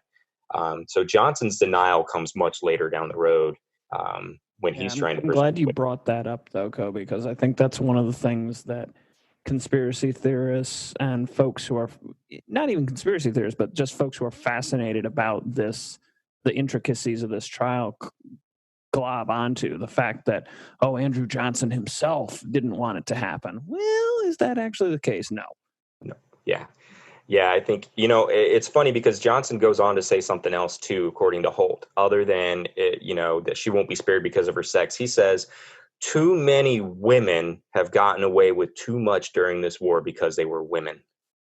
And you think about Andrew Johnson's role as the military governor of Tennessee. Absolutely. Absolutely. He's seen a lot of nasty crap as a military governor. I was going to bring that up. He's got a reputation for being a kind of not brutal in the way that you would think, but he's a no bullshit kind of guy when he's the military governor of Tennessee. Yeah, hard-nosed, absolutely. So, yeah, I wouldn't put it past him to just like you describing, so guilty on all the same lines? What are we doing here, bro? Just do it. Yeah. But then as we learned in 1868, he's also a cover your ass kind of guy. So he's like, I never saw that letter. Saw that. What? Letter. I'm not leaving this office. Oh, gosh. Andrew Johnson, where do you even start with him? You don't. Not on this episode. Not if we want to get out of here before midnight. Yeah, exactly. Yeah. So that's how the four who are hanged, that's how that's determined. Mary was really the only one that was in question, and should we spare her or not? Mudd, they start ticking the same boxes, but enough of them at some point down the line don't tick the same ones. And so there's no indication of any kind of argument or debate between them. I imagine there was some sort of conversation where they argued their points to see if they could convince one way or the other. But whoever was that didn't think Mudd should hang, stood their ground. And so then they had to decide what would be a fit punishment for Mudd. And while they didn't think he should hang, they definitely thought he should spend life in prison. And so he is sentenced to life in prison. Then you have Arnold down to Dry Tortugas. Yes. Fort Jefferson. Yep. Not a bad place to be in prison if you're talking scenery. True. Aside from the fact that you're in prison and that sucks awfulness, dude, it's gorgeous down there. Yeah. I've heard, I haven't read too many accounts from guys that were there, but I've heard it's not too friendly. Yeah, the disease is bad. No, that was a total just joke about scenery. That prison sucked. Yeah, that nice spit of sand that you get to have blown on you all the time. And yeah, hurricanes go through there, dude. I would not want to be in prison down there. I'd like to vacation down there in the 21st century because it's a national park site, and nobody's going to treat me wrong down there. But no, if you were down there when it was an active prison, you deserve to be there, and everything that sucked with it, you got. Earned. So Arnold, O'Loughlin, Spangler, Mudd, these guys all end up down in the Dry Tortugas. Yes, but all Spangler of them gets different sentence for Spangler. Mudd, Arnold, and O'Loughlin all get life. Spangler gets 6 years. So no matter what, when he goes to the Dry Tortugas, he's got a ticket out of there at some point. Yes, as long as he survives 6 years, he's good. Well, he does, and with the help of Dr. Mudd, those two guys have a side story, or a side story at the end here. Yellow fever breaks out there pretty good, and I want to say, what, 67, 68? Yeah, fall, like September of 67. Is that what kills O'Loughlin? Because he doesn't make it out. That is what kills O'Loughlin. He dies on like September 23rd, 1867 of yellow fever. He definitely dies in that outbreak. Yes, and the prison doctor, Fort Jefferson's doctor, dies as well, and that's why Mudd actually steps in to treat the soldiers and the other inmates. And it's not treating the inmates; it's treating the soldiers that starts to maybe get his rehabilitation ball rolling, because it's the soldiers who actually petition Andrew Johnson to pardon him for the treatment, because so many of them survived who wouldn't have. I mean, Dr. Mudd gets sick at one point, and like Ned Spangler, who had been sort of helping him out, ends up taking on the proverbial doctor role and helps Dr. Mudd survive his bout with the fever down there. There's a whole bunch of weird stuff that takes place down there. Yeah, they petition for Mudd to get a pardon, and Johnson doesn't grant it, but what he does do is he moves Mudd into like the carpentry area, which is a nicer spot, and it's a little bit of a softer imprisonment than what he was originally dealing with. So how does he end up getting out of there then? Like, what's the ultimate, like, because I want to wrap up these guys' story before we get to the July 7th story. Yeah. Because we're coming to the end of the aftermath. Not totally to the end, but to the main part, and we'll obviously wrap some things up. But how does Mudd get out of there? We know Spangler's sentence just expires. Well, what happens to Arnold, Mudd, and even Spangler. Spangler doesn't serve out his full time because when a president goes out of office, he gets to pardon people and grants amnesty. And Arnold and Mudd and Spangler are all granted pardons by Andrew Johnson on his way out of office. I did not know that. So I did. Now my question to you is are they pardoned in the general Confederate pardon, or are they pardoned individually and specifically? It's the general Confederate pardon. That applies to the murderous conspirators? Apparently. So they took it as an act of war then? Yep. Straight up, because they get pardoned for an act of war. Yep. And that brings us back to the idea of why a military tribunal. It was seen legitimately by the federal government as an act of war. So there's no long set of years for the other half of these conspirators, right? So we just talked about the years basically between 1865 and 1869, roughly, as far as O'Loughlin, Arnold, Spangler, and Mudd. And just to wrap up Mudd and Spangler, those two guys became good friends through that whole Dry Tortugas and Yellow Fever experience, to the point where Spangler comes back to the Bryantown area with Dr. Mudd, and I think he's given like 5-10 acres worth of land and ends up living out the rest of his days there. He gets sick and dies, but he's not buried too far. I think he's still buried in Charles County, and he's not buried too far from the Mudd house itself. Nope. Yeah. It's an interesting little story between the two of them. So, but guilty. Dr. Mudd, guilty. Ned Spangler, probably not so much, but wrong place, wrong time. That sucks for you, bro. Yep. But all right, so let's jump back in time, because we just talked all the way up through the end of the 1860s decade. So let's get back to July of 1865. So you say Andrew Johnson's sick, June 30th to July 5th. He's sort of like trying to figure out whatever sickness he's got, but by the 5th, he's feeling good enough to sign off on these executions. Yes, and so he relatively quick turnaround from that moment to when these play out. Yes, so he confirms the sentence. The sentence is actually delivered to the 4 who are to die. Well, they all get their sentencing on July 6th. Interesting fact, the sentence is delivered by Generals Winfield Scott Hancock and John Hantraft. Wait, the Superb was involved in this? Superb, yeah. I mean, it's his military district. He actually oversees the executions. Wow. Yeah, he is on the gallows stand. Old Winnie? Yep. Old Winnie boy. So they deliver the sentences. It's the first person that they deliver the sentence to on July 6th is Powell. The recording is that Powell is stoic and seems to be expecting it. Yeah, doesn't take a genius to figure that one out. He's no Surratt. Yeah, Surratt takes the news rather poorly. He trembles like a leaf, goes very pale, and starts asking to see family. Harold is the same. He trembles like a leaf. He doesn't ask to see family, but Mary is the one who takes it the hardest. She is hysterical. She collapses to the floor crying. Other inmates record that they hear her wailing throughout the prison. I think for Mary, there was always for her that thought that she was a woman and that was going to protect her and that she wouldn't hang because she was a woman. In that one moment, they burst that bubble. And I think whatever reserve she had left was gone.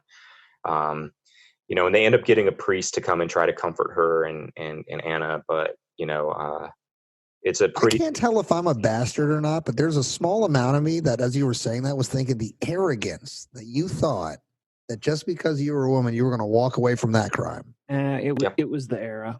Sure. But I guess I asked the question earlier in this show. It had to have become obvious that at some point her life was actually on the line. So coming to July 5th with the guilty verdicts that they were all out there, that's what I mean. To still hold on to that, knowing that the amount of things that had changed up to that point, you think that they were still going to hold on to that quote tradition? I'm a little shocked by that. And I still think it was partly her lawyers too. Aiken and Clampett were convinced that she was going to get a prison term, but not executed. And I think they were probably telling her that as well. All right, one last movie reference to The Conspirator for this. And I only keep bringing up this single film because it's probably the best modern-day pop culture foray into this subject matter. But they make it seem like, I guess they tie in the letter that Judge Advocate Holt has and all that. They basically make it seem like she's going to get this reprieve, and he tells her that. And they make it seem not so much like it's the lawyers just doing the lawyery things, but they make it seem like this is actually happening. She's not going to be executed. And then, while they're telling her that and they're all celebrating, they show up and they're like, it's time. Yeah. But so is that Hollywoodism too? Is there, how do they, I'm starting to have a problem with this movie more than I realized I did. Cause it seems like they had a guaranteed, we're not going to sentence you to death. We'll put you in jail. But it seems like that was never really an official thing. No, it wasn't. It's funny because, and here's my answer to that, whether or not that's a Hollywoodism. All the way up until maybe an hour before the execution, even Hancock thought that Mary was going to be pardoned. Hancock had deployed a cavalry troop to keep the road from the arsenal to the White House open from traffic. He had a carriage waiting that had blacked out windows so that when the pardon arrived, they could rush Mary down the steps of the gallows, through the gate, put her in that carriage, and take her to whatever prison they're expecting to take her to. And a rider comes from the White House because they petition again. And Anna petitions Johnson too. And a rider shows up and he brings Hancock a note, and Hancock opens it and he looks at it, and then he looks at all the other officers and he says, "We proceed as ordered." And somebody says, "As ordered?" He said, "As ordered, they all hang." So all the way up until that last minute, even guys like Hancock thought that she was going to get clemency. So I mean, I don't think that anybody knew for a fact it would happen, but I think everybody just assumed she would get that clemency because, again, the time period we're looking at, executing a woman by order of the federal government was just, it was a big damn deal. Inconceivable, right? Yeah, excellent. Good job. God, another great pirate film. Just gonna say. Oh, right. Yeah. But I guess I'll see that as probably a fair amount of 21st century armchair litigation I'm doing there. But I just don't see, in the context that I have to look at it with, how you could see everything that was held as tradition change in front of you like you did. and then still expect that to maintain.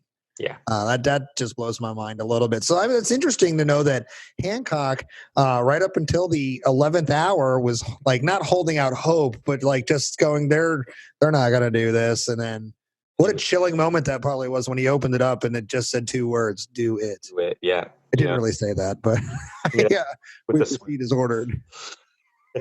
I think that, for Hancock, he probably had all that stuff in position and prepared because that, he wanted to be prepared if that was the case. I don't necessarily think that he felt one way or the other that she should or shouldn't hang. Well, he's also a military guy, right? At this point of the war, like, you're following orders. He's ordered to prepare for 4 gallows, get them built. And so, yes, sir. And he's sent plenty of really good men to their deaths, in desperate situations. I think he probably was here we go. Yeah, guys he liked, his own guys he sent into bad battles, not like bad battles, but like war is hell, right? Yeah. Famously said. Right. So you send guys on your own side, guys you like, guys you fight with that go to their deaths. These people are found guilty of the most heinous crime ever. I don't think he was sweating that. I think he was just like, wow, we're going to do it. We're going to do it. Yeah. So they get the order. The conspirators are brought out onto the gallows. They are bound. There's a concern that Mary's skirt is going to fly up and be indecent, so they bind her feet over the skirt. So that's you see that in the pictures, obviously. Right, and it's broiling that day too. It's crazy hot. They, Mary is weak and peaked. Atzerodt is I mean, these guys are getting ready to die and they know it. So, they're pale, they're trembling. There's adrenaline that's at play. Powell is apparently the only one who mounts the gallows with any kind of self-control and maintains it throughout the whole experience. I always find it interesting because there's an account that the captain who's putting the nooses on Powell, the noose on Powell, says, you've been such a brave fellow. I'm going to adjust this knot so that your neck will snap cleanly and you won't suffer because you have a thick neck. And so he adjusts it, but then he comes back again and says, I'm going to adjust it. I want to make sure that you don't suffer. And Powell just looks and says, you know best. Yeah. Like, just that account, Powell's at that point, he's obviously resigned to his fate and he's checked out, but there's still that element of that fighter to him that he's going to at least meet his death well, which was a big thing in the 19th century. And then you got Atzerodt, who Atzerodt, when they stand him up, he actually at first hesitates and won't go far enough over the trapdoor, so they kind of nudge him. Harold is stood up. They all have their nooses on. The other real famous last words, Atzerodt says something like, I'm going over to God now, something along those lines. But Mary actually is so hot and weak that she almost falls over, and the officer who's putting her noose on grabs her arm, and she says, "Don't let me fall." And then she says something about her arms being bound really tightly, and the officer says, "It's insignificant. You won't feel it much longer." It's just like, dang, yeah, right. So, they all have. Don't let me fall. I know. So, of course, the hangings are the way it's supposed to work is once the word is given, you've got these 4 guys who are holding posts underneath the trap doors. They kick them out. Doors come open. You fall. The nooses are placed properly with the knots properly, and your neck snap, and that's the end. That is not how it happens for any of these 4 individuals. They all strangle to death. Mary is the quickest.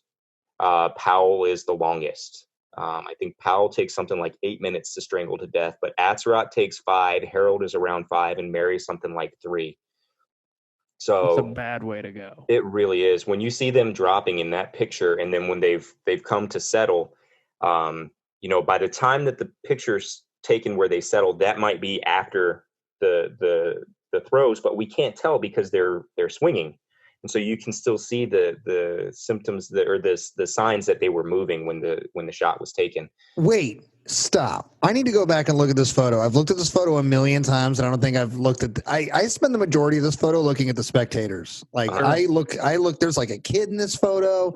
Like I look through all sorts of weird stuff, but I don't think I've actually. So they're probably not dead. They may in that photo. Probably not. Yeah. They may not be. Or at the very least, Mary might be the only one. Maybe the like Pal's likely. You just blew my freaking mind, Coby Treadway. Yeah. So, I mean, we all think that when they drop, they die, and that is not the case. And I find it particularly interesting about Powell because that officer adjusted his noose twice. Right. I mean, I'm not a dummy. I know that people survive the initial drop to strangle, in the following few minutes. But I just look at that photo and how far that drop was, like that. Mm-hmm. Whew, grisly. Like I don't have any sympathy for these people, but that definitely just like chilled my soul just to think about that moment. Like even from the spectator, you had to watch that. You almost kind of like as a human, you kind of want that to be quick because as a spectator, you don't want to stand there and watch that. Ugh. Yeah, you don't, and you won't want to listen to it because there's going to be sounds and noises that you would never have expected a human being to make. Right. I mean, it's got to be a very traumatic. And then the one thing, we are all human, and at a certain point, we should be able to make that human connection. And so I imagine Anna at this moment. Anna is there, and she sees her mother, even if it's for 3 minutes, strangling on the end of a rope. But it's not feet kicking because the feet are bound. It's knees, it's legs bending at the knees and bucking at the hips. Like the descriptions that you see of people who strangle at the end of the rope when their necks don't snap, it's pretty horrifying. With as far as they drop, I would have thought it would have been like more like Major John Andre. Yeah. That's something I would have more thought about, just considering how. So I mean, you literally just taught me something right there. I never even considered that. So thank you for the moment there, but Jesus Christ, like I'm like blown away. I don't know what to do. I can't even compose myself. Like, holy crap. Yeah. So, I mean, it's not a good way to go. It's unpleasant to think about. You do wish it at a certain point, the idea behind an execution is that the punishment is that they're going to lose their lives, but it's not that they're going to suffer inordinately. In that process, that's kind of the responsibility you take on as the executioner. So they bury him right next door to the gallows for a little bit. Yeah, with Booth. Booth is also buried there. I mean, that's all a parking lot now. It's a parking lot at Fort McNair. Wait, they wheeled Booth in and they were like, all right, put him in the ground here too? Yeah. Was he already in the ground or was that after them? He was already in the ground. Okay. Imagine walking out to the gallows and seeing your grave. The graves are right there. The pine boxes are just on the edge of the picture. Like, yep. They had everything ready, obviously. But, You know why I can't imagine this? Because, A, I won't ever put myself in a position to be executed because of a legal judgment. But I'm most certainly not going to plot or conspire to assassinate the fucking president. Absolutely. Like just not going to do it. But I, as a human, watch this scene in movies and read about it in books, and I am moved by the heaviness of it, if nothing else. Yeah, that's a powerful thing to think. And you think about the war at this point; all the Confederate armies are out of the field. All the Union armies. I think we're talking July. Everybody surrendered, right, Matt? Yeah, we've got a couple of vessels. The Shenandoah is still out there, tearing up whaling fleets, but. It's basically irrelevant. Done. Like Johnston's out, Kirby Smith, Stan Wadey, Lee, they're all like the fighting armies are done. Like the only reason the Shenandoah is out there is because this word hasn't gotten to them yet. Exactly. They don't even know. Yep. Yeah. What's their short story? They pull into harbor and they're like in August, yeah. And they're like, hey, the war's over. And they're like, what? Yeah. Wait, we've been shit. Yeah. Anyway, but yeah. So it's like the Battle of New Orleans, right? Right. Yep. So dude, we're definitely having you back to talk 1812. We're definitely doing that. So, but we've got one more conspirator to talk about. Don't we do. The one that got away. The one that got away. And I do want to kind of wrap things up with this gentleman because we actually did have some folks commenting on him as well. So why don't you take us home with the last of the Surratts? Yes, John Surratt Jr., right? youngest Mary's baby, took over from daddy as the family spy. Was basically Booth's right-hand guy, helped build the team, may or may not have been at Ford's Theater or in D.C. when the murder of Lincoln happened. But what we do know is, according to John, he's on a train in New York when he gets news of Lincoln's murder, and he flees to Canada. And we mentioned in the last episode how there were many Confederate sympathizers and agents in Canada. So they take him in, they hide him, and eventually they get him to a sympathetic Catholic priest. Right. Priest puts him on a boat from Canada to England. He gets on another boat in England to France, goes cross country from France and ends up in Italy.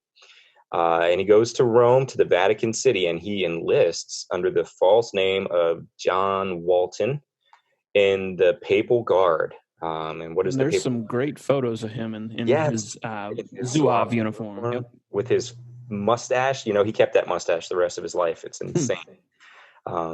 So yeah, he's in the Papal Guard. The Papal Guard is part of the Pope's army. A lot of people don't realize that the Pope was a fighting leader, really up until modern times.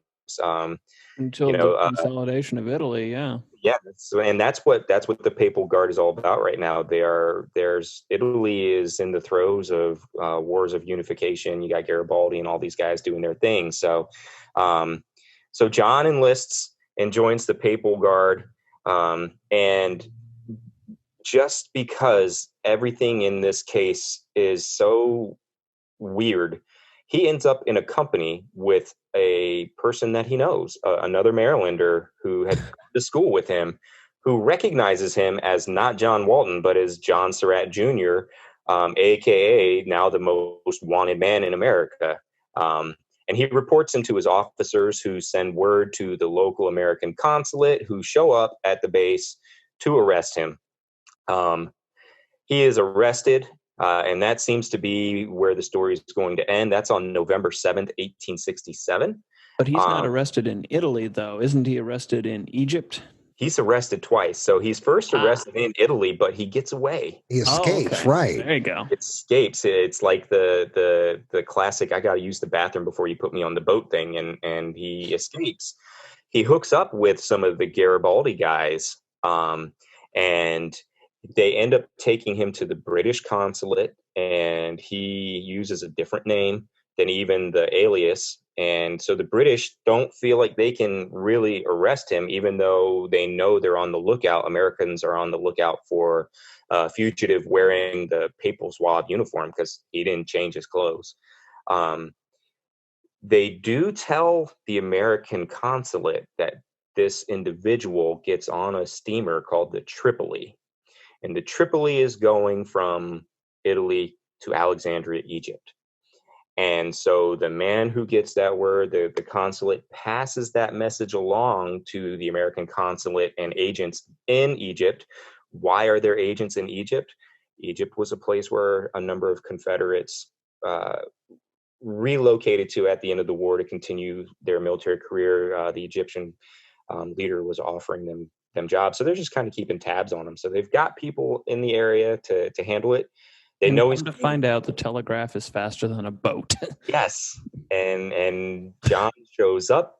He's still in quarantine on the Tripoli because at this point in time, in this time period in history, you didn't get off the boat until after a certain period of time passed. You didn't bring diseases, which you guys talked about on your White Star Line episodes. So eventually he's released as he's coming down the gangway to the docks. They are waiting for him. Federal agents are there, and they arrest him again. That is November 23rd, 1867. This time they don't let him go to the bathroom. They take him. Pee yourself, John. You're coming with us. You got big enough pants. Yes, you do. It's interesting. The one account of one of the agents is that they had quite a way to walk to get to the transportation to get him back to the States. So whatever other boat they were going to put him on, and he didn't say a word. He just walked quietly and defiantly, but he didn't say a word. So it appears that he wasn't quite surprised that they were there to get him. Maybe just a little disappointed, but he ends up being brought back to the States. By now, the Civil War is officially over. There is no more conflict. We're talking, 2 years later. And there is the decision that had been made in 1868, the Milligan decision, which stated that during a time of conflict, civilians could not be tried by a military tribunal so long as the court systems were operational. At this point in time, the courts are operational. So John does not face a military tribunal. He gets a civil trial. So he is tried in front of a jury of his peers. His charges, some of the statutes of limitations have run out. So they can really only charge him with, I think it was the murder charge didn't run out yet. So they could charge him as a conspirator to murder. And so his defense was, no, I was part of the conspiracy to kidnap, but not to murder. And I wasn't in the city. And the jury of his peers didn't know what to do about that. They believed him that he wasn't in the city. There are 4 credible witnesses that put him in New York. There are like 12 that put him in the city, but they're discredited for whatever reason, even most of them still today. And he has a hung jury. So John Jr. is not found guilty or innocent. He's not acquitted of anything because he's not found anything. He is released, and he goes on to live a long life into the 1900s. He's a teacher for a little while. He goes on the public lecture circuit. He does one lecture in Montgomery County. He's going to do another one on the anniversary of Lincoln's death, and a number of his friends tell him that they think that's probably not a good idea. That's in poor taste. Yep. So wait a minute, like Montgomery County, Maryland? Yes. Where's that speech? Oh, I mean, we have copies of it at the museum. I'm trying to remember the location off the top of my head. Well, we can revisit that. Just I'm from Montgomery County, so I'm personally interested. I'd be something I'd be interested to see. I'm actually giving a talk on that next week. Oh, we'll get your notes ready because you seem a little rusty. I'll pass it along.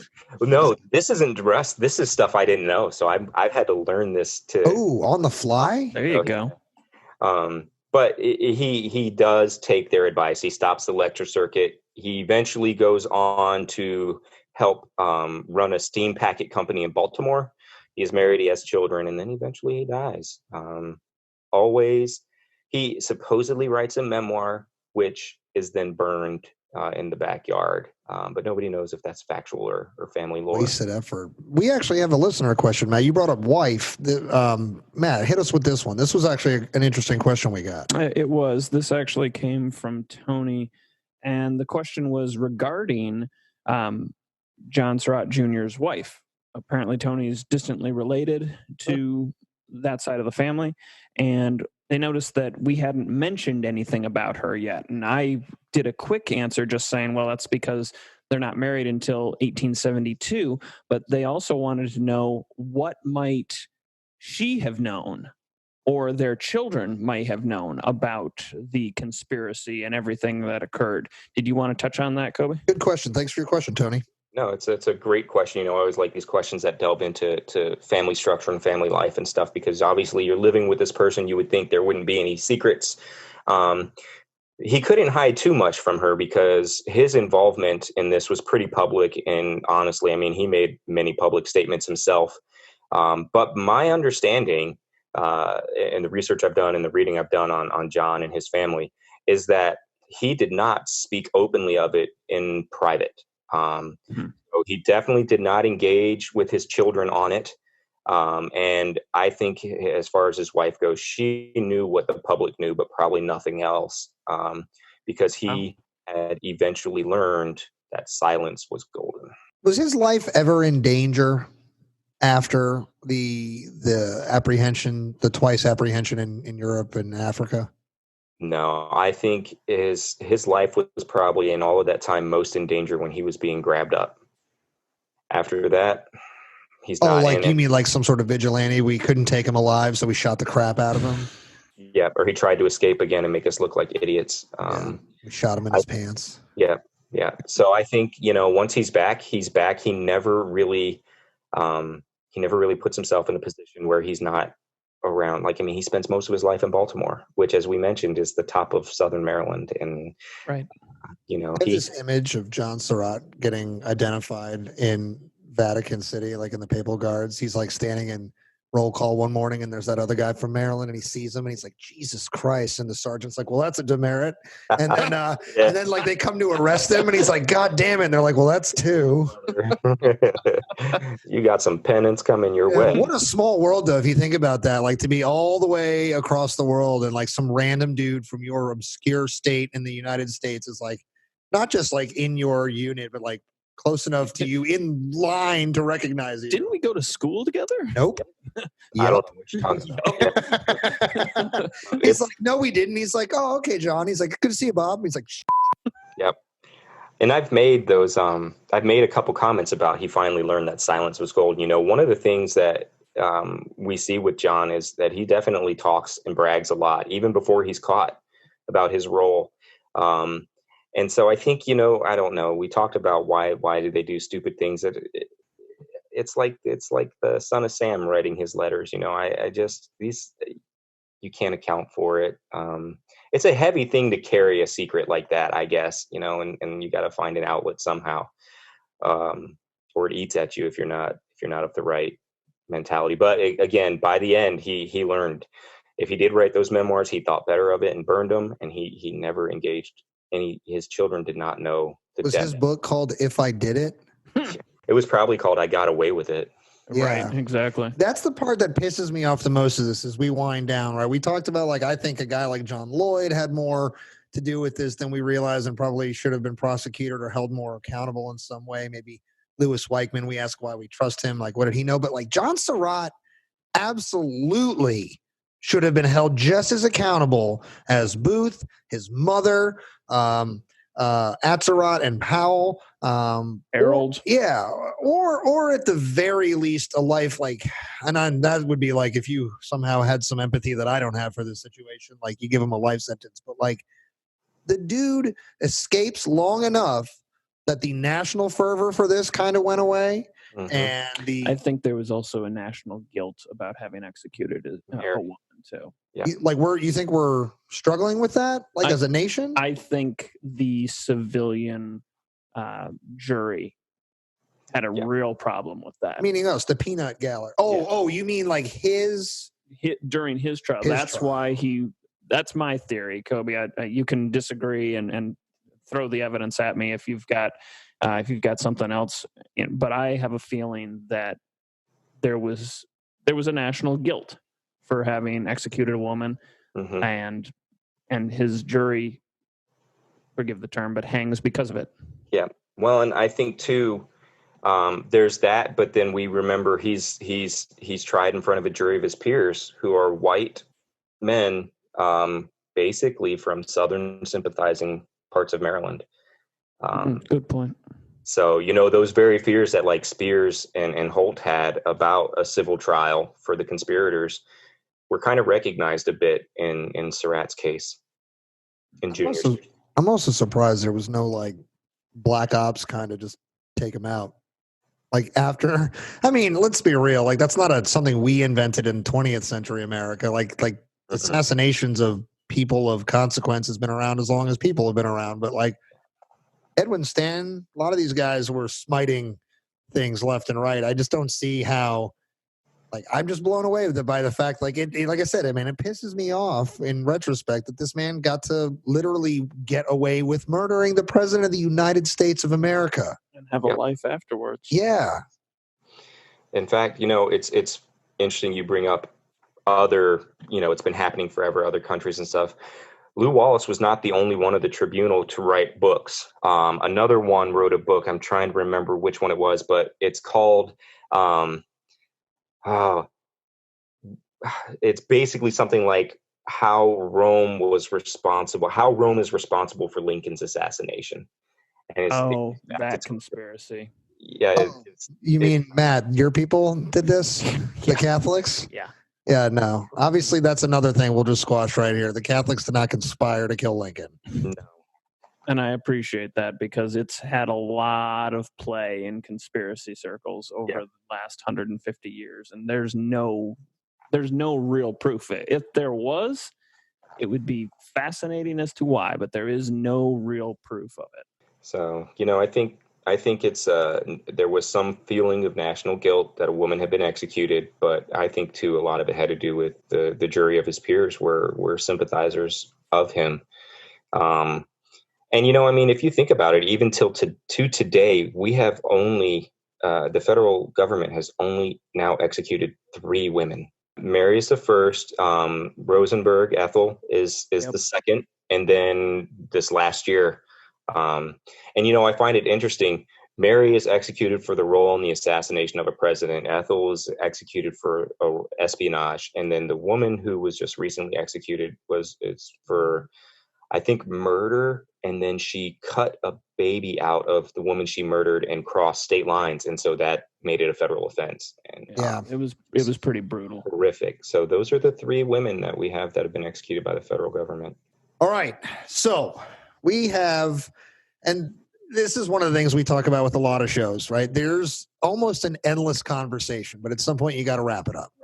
And this is one of those things where we could continue talking for a very long time because we are trying to frame this as the aftermath, right? But the aftermath exists into the day we're living in. Right, exactly. And that is too deep of a rabbit hole to keep doing. And we want to talk about other topics on this show. I mean, we got 1 Fork 3 Wars coming up, which we'll get into in a minute. We're going to go to the Western Front a little later this year. And then we haven't even decided what we're doing next year yet. But so there's going to be all this stuff. So we can't just pigeonhole ourselves into one story. But that's something you could do with this topic because obviously this story plays out into the 1870s. And obviously later than that. So let's wrap some things up here. So we've had the greatest, most epicest, most terrible moment in our nation's history at that point in time play out between the American Civil War and the assassination of the president that led us through that Civil War. At a moment where things were the most fragile, we decided as a nation somehow we could make them more fragile by throwing gasoline on a war that was ending. Tensions are hot, things like that. And an assassination plays out, and the players themselves are held accountable in various ways. There's a trial. To the credit of the nation, there is a trial, as opposed to a line them up against the wall, like you guys said at the beginning of this. Yes, that's literally a great point. There was a trial, an attempt to be fair while seeking retribution. It's complicated, but how do we describe it? It was to basically let the South know, don't rise up again, and to let the North know, chill. We all got to kind of let the process play out. Turn the burners down a little bit here, guys. The process is stronger. But it has far-reaching effects legally. We lived in the gray area between civilian and military.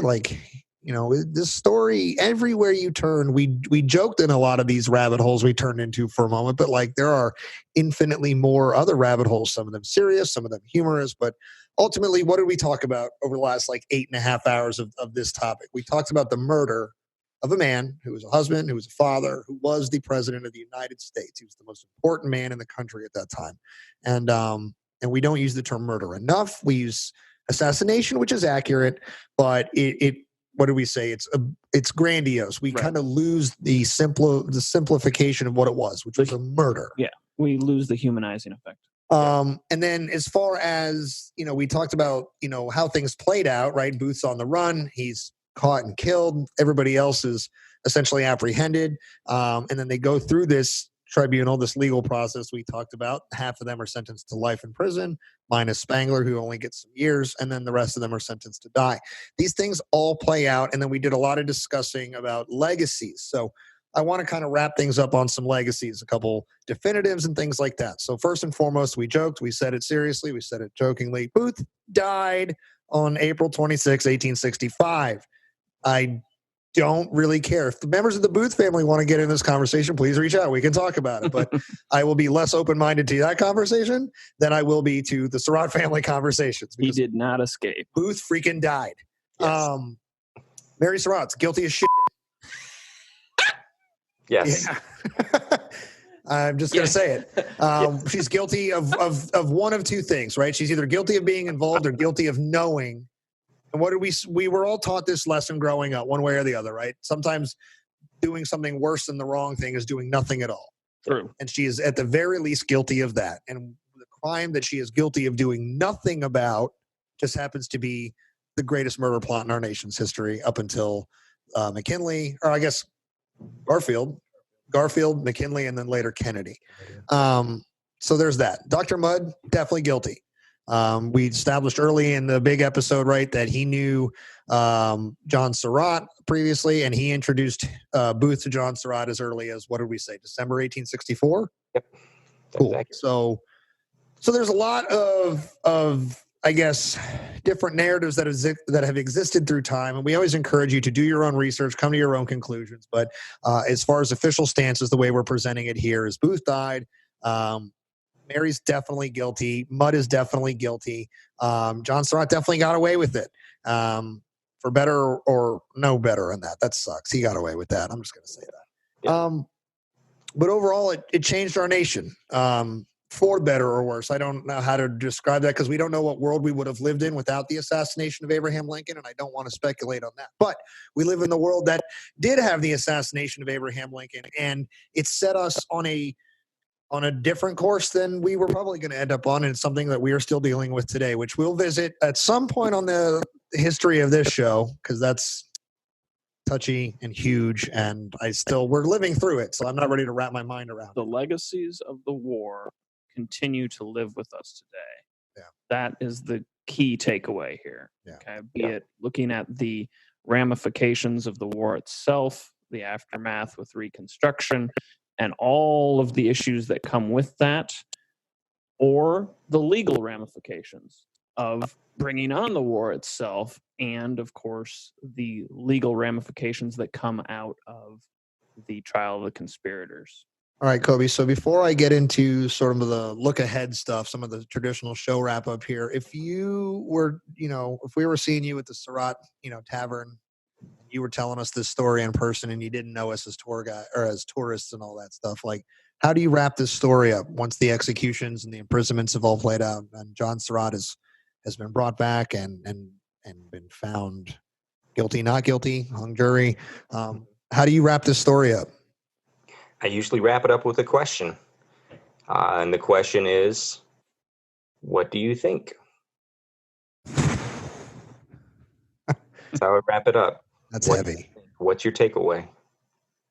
All right. Well, let's hear from you. If you've enjoyed Coby on the show, because we certainly have, we encourage you to get involved. Reach out again to the History Things Podcast on our social medias at History Things Podcast, Facebook and Instagram, and send us an email at historythingspodcast@gmail.com. We'd love to hear from you about what you do think about all this. It's a lot to take in, a lot to digest, and we really, really appreciate you hanging out here with us. So, tell us a little bit about what's coming up for the museum. You guys are opening up soon. Yeah, so we're going to be opening up the week of the 24th of May. It'll be actually the weekend for us. And then we'll be open 4 days a week, Thursday, Friday, Saturday, Sunday, for tours. You can either register for them online or show up 2 hours in advance. We are, like I mentioned to these guys earlier, we're rebranding. So we're going to be doing a bit different things. We're going to be really engaging our visitors to help us drive the new narrative of the site, and really figure out what they want to see and what they want to know from us, instead of us just telling them what we think they should know. So it's going to be really exciting times. And the Surratt House the narrative is going to be changing. So I hope people will come out and listen to us and see where we were and where we want to go and help us get there.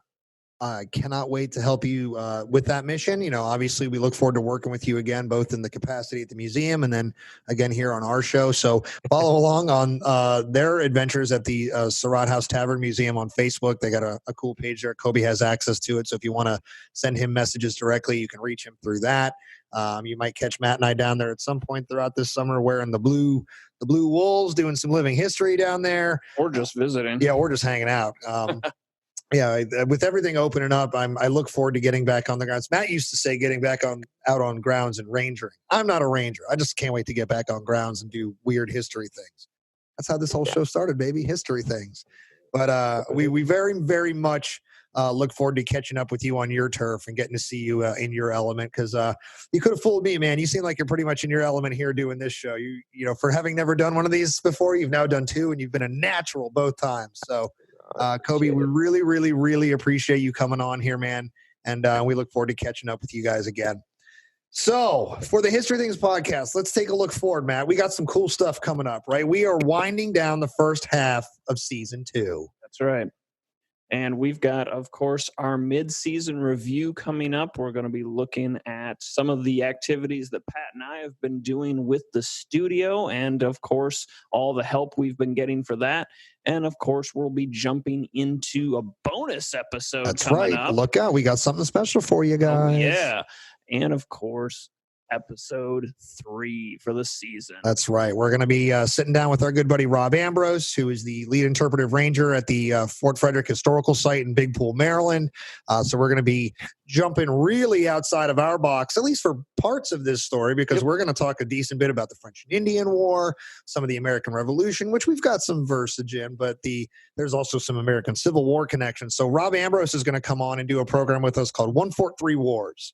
We're going to talk about how the Fort Frederick big-ass stone fort existed through 3 very important moments in our nation's history, prehistory. And this is not prehistory. That's also a weird term. I just don't understand. Everything in history is history. I don't understand. But what I mean is French and Indian War, we weren't the United States of America yet. We're still a British colony. Obviously, the American Revolution, we're establishing ourselves. So Rob's got a really cool story, and we'll get into that. Definitely, like Matt said, we have had a crazy busy first half of season 2. Lots to talk about. We have our sponsorship with Dave from TR Historical. Obviously, you guys can go to trhistorical.com, use the promo code History Things to get 10% off your next purchase. They are the one-stop shop for all your historical fan gear needs. So make sure you get over to TR Historical and use the promo code while you can. So we got lots to talk about there. You alluded to the studio. We're sitting in a nice-ass studio that we've been building. And then Matt and I also have tons of just, we do side adventures, solo adventures, main jobs, life events. So we're going to update you on all that. Books. Yeah, buy Matt's book. In fact, let's stop. So the second book in the Faces of series has come out. Faces of Union Soldiers at Antietam came out a couple years ago and has done really, really well. So much so that Matt's publisher said, all right, guys, we'll let you do it again.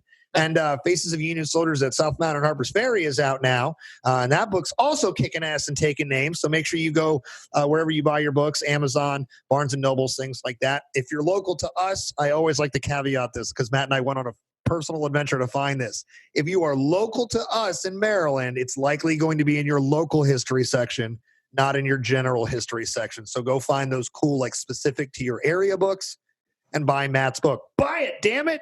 No, it's a great book. And I read through it recently, and I said to Matt, I said, your first book was amazing, and this book is just an amazing step forward. So highest compliment to you guys. I can't wait to see the next book. You guys are working on 3.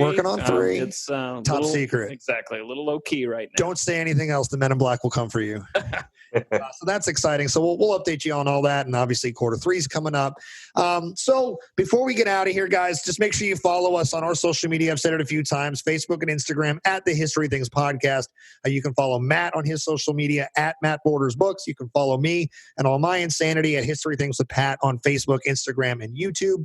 And again, following us on Facebook and Instagram is actually really cool. One thing that we haven't been doing really well, and I wish we had, but we're going to start doing it now, is if you guys are enjoying what we're doing here at the show, make sure that you let us know that. Give us 5-star ratings and review the show. These algorithms that podcast sites use really rely on this stuff to help get us out to new audiences. And all Matt and I really want to do is tell stories and get them out to as many people as possible. So if you guys are liking what we're doing here, we would just ask your help with that. Help us spread the good word around. Help us get these cool stories out to people. So leave us some 5-star reviews on your preferred podcast app, and we'd really appreciate that. So we'll see you guys in a couple weeks. May is a busy month for the show here. This will be coming out from the time we're recording it in like a week max. Yep. And then we got like another show and then another show right after that. So lots coming up, and we won't keep you waiting too long. But we love you guys. Thanks for sticking around. So for the History Things Podcast, for my co-host Matt Borders, for our guest Coby Treadway, I'm your host Pat McGuire. And we're saying thank you so much. We'll see you next time. Later. Have a good night.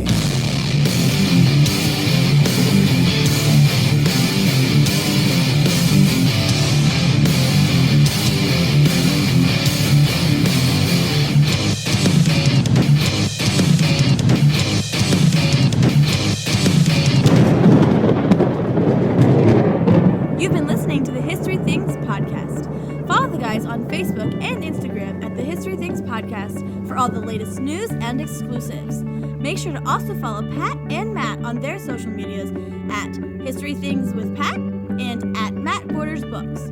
Have a question, comment, or compliment for the show? Send us an email at historythingspodcast@gmail.com. Thanks for listening. We hope you enjoyed the show.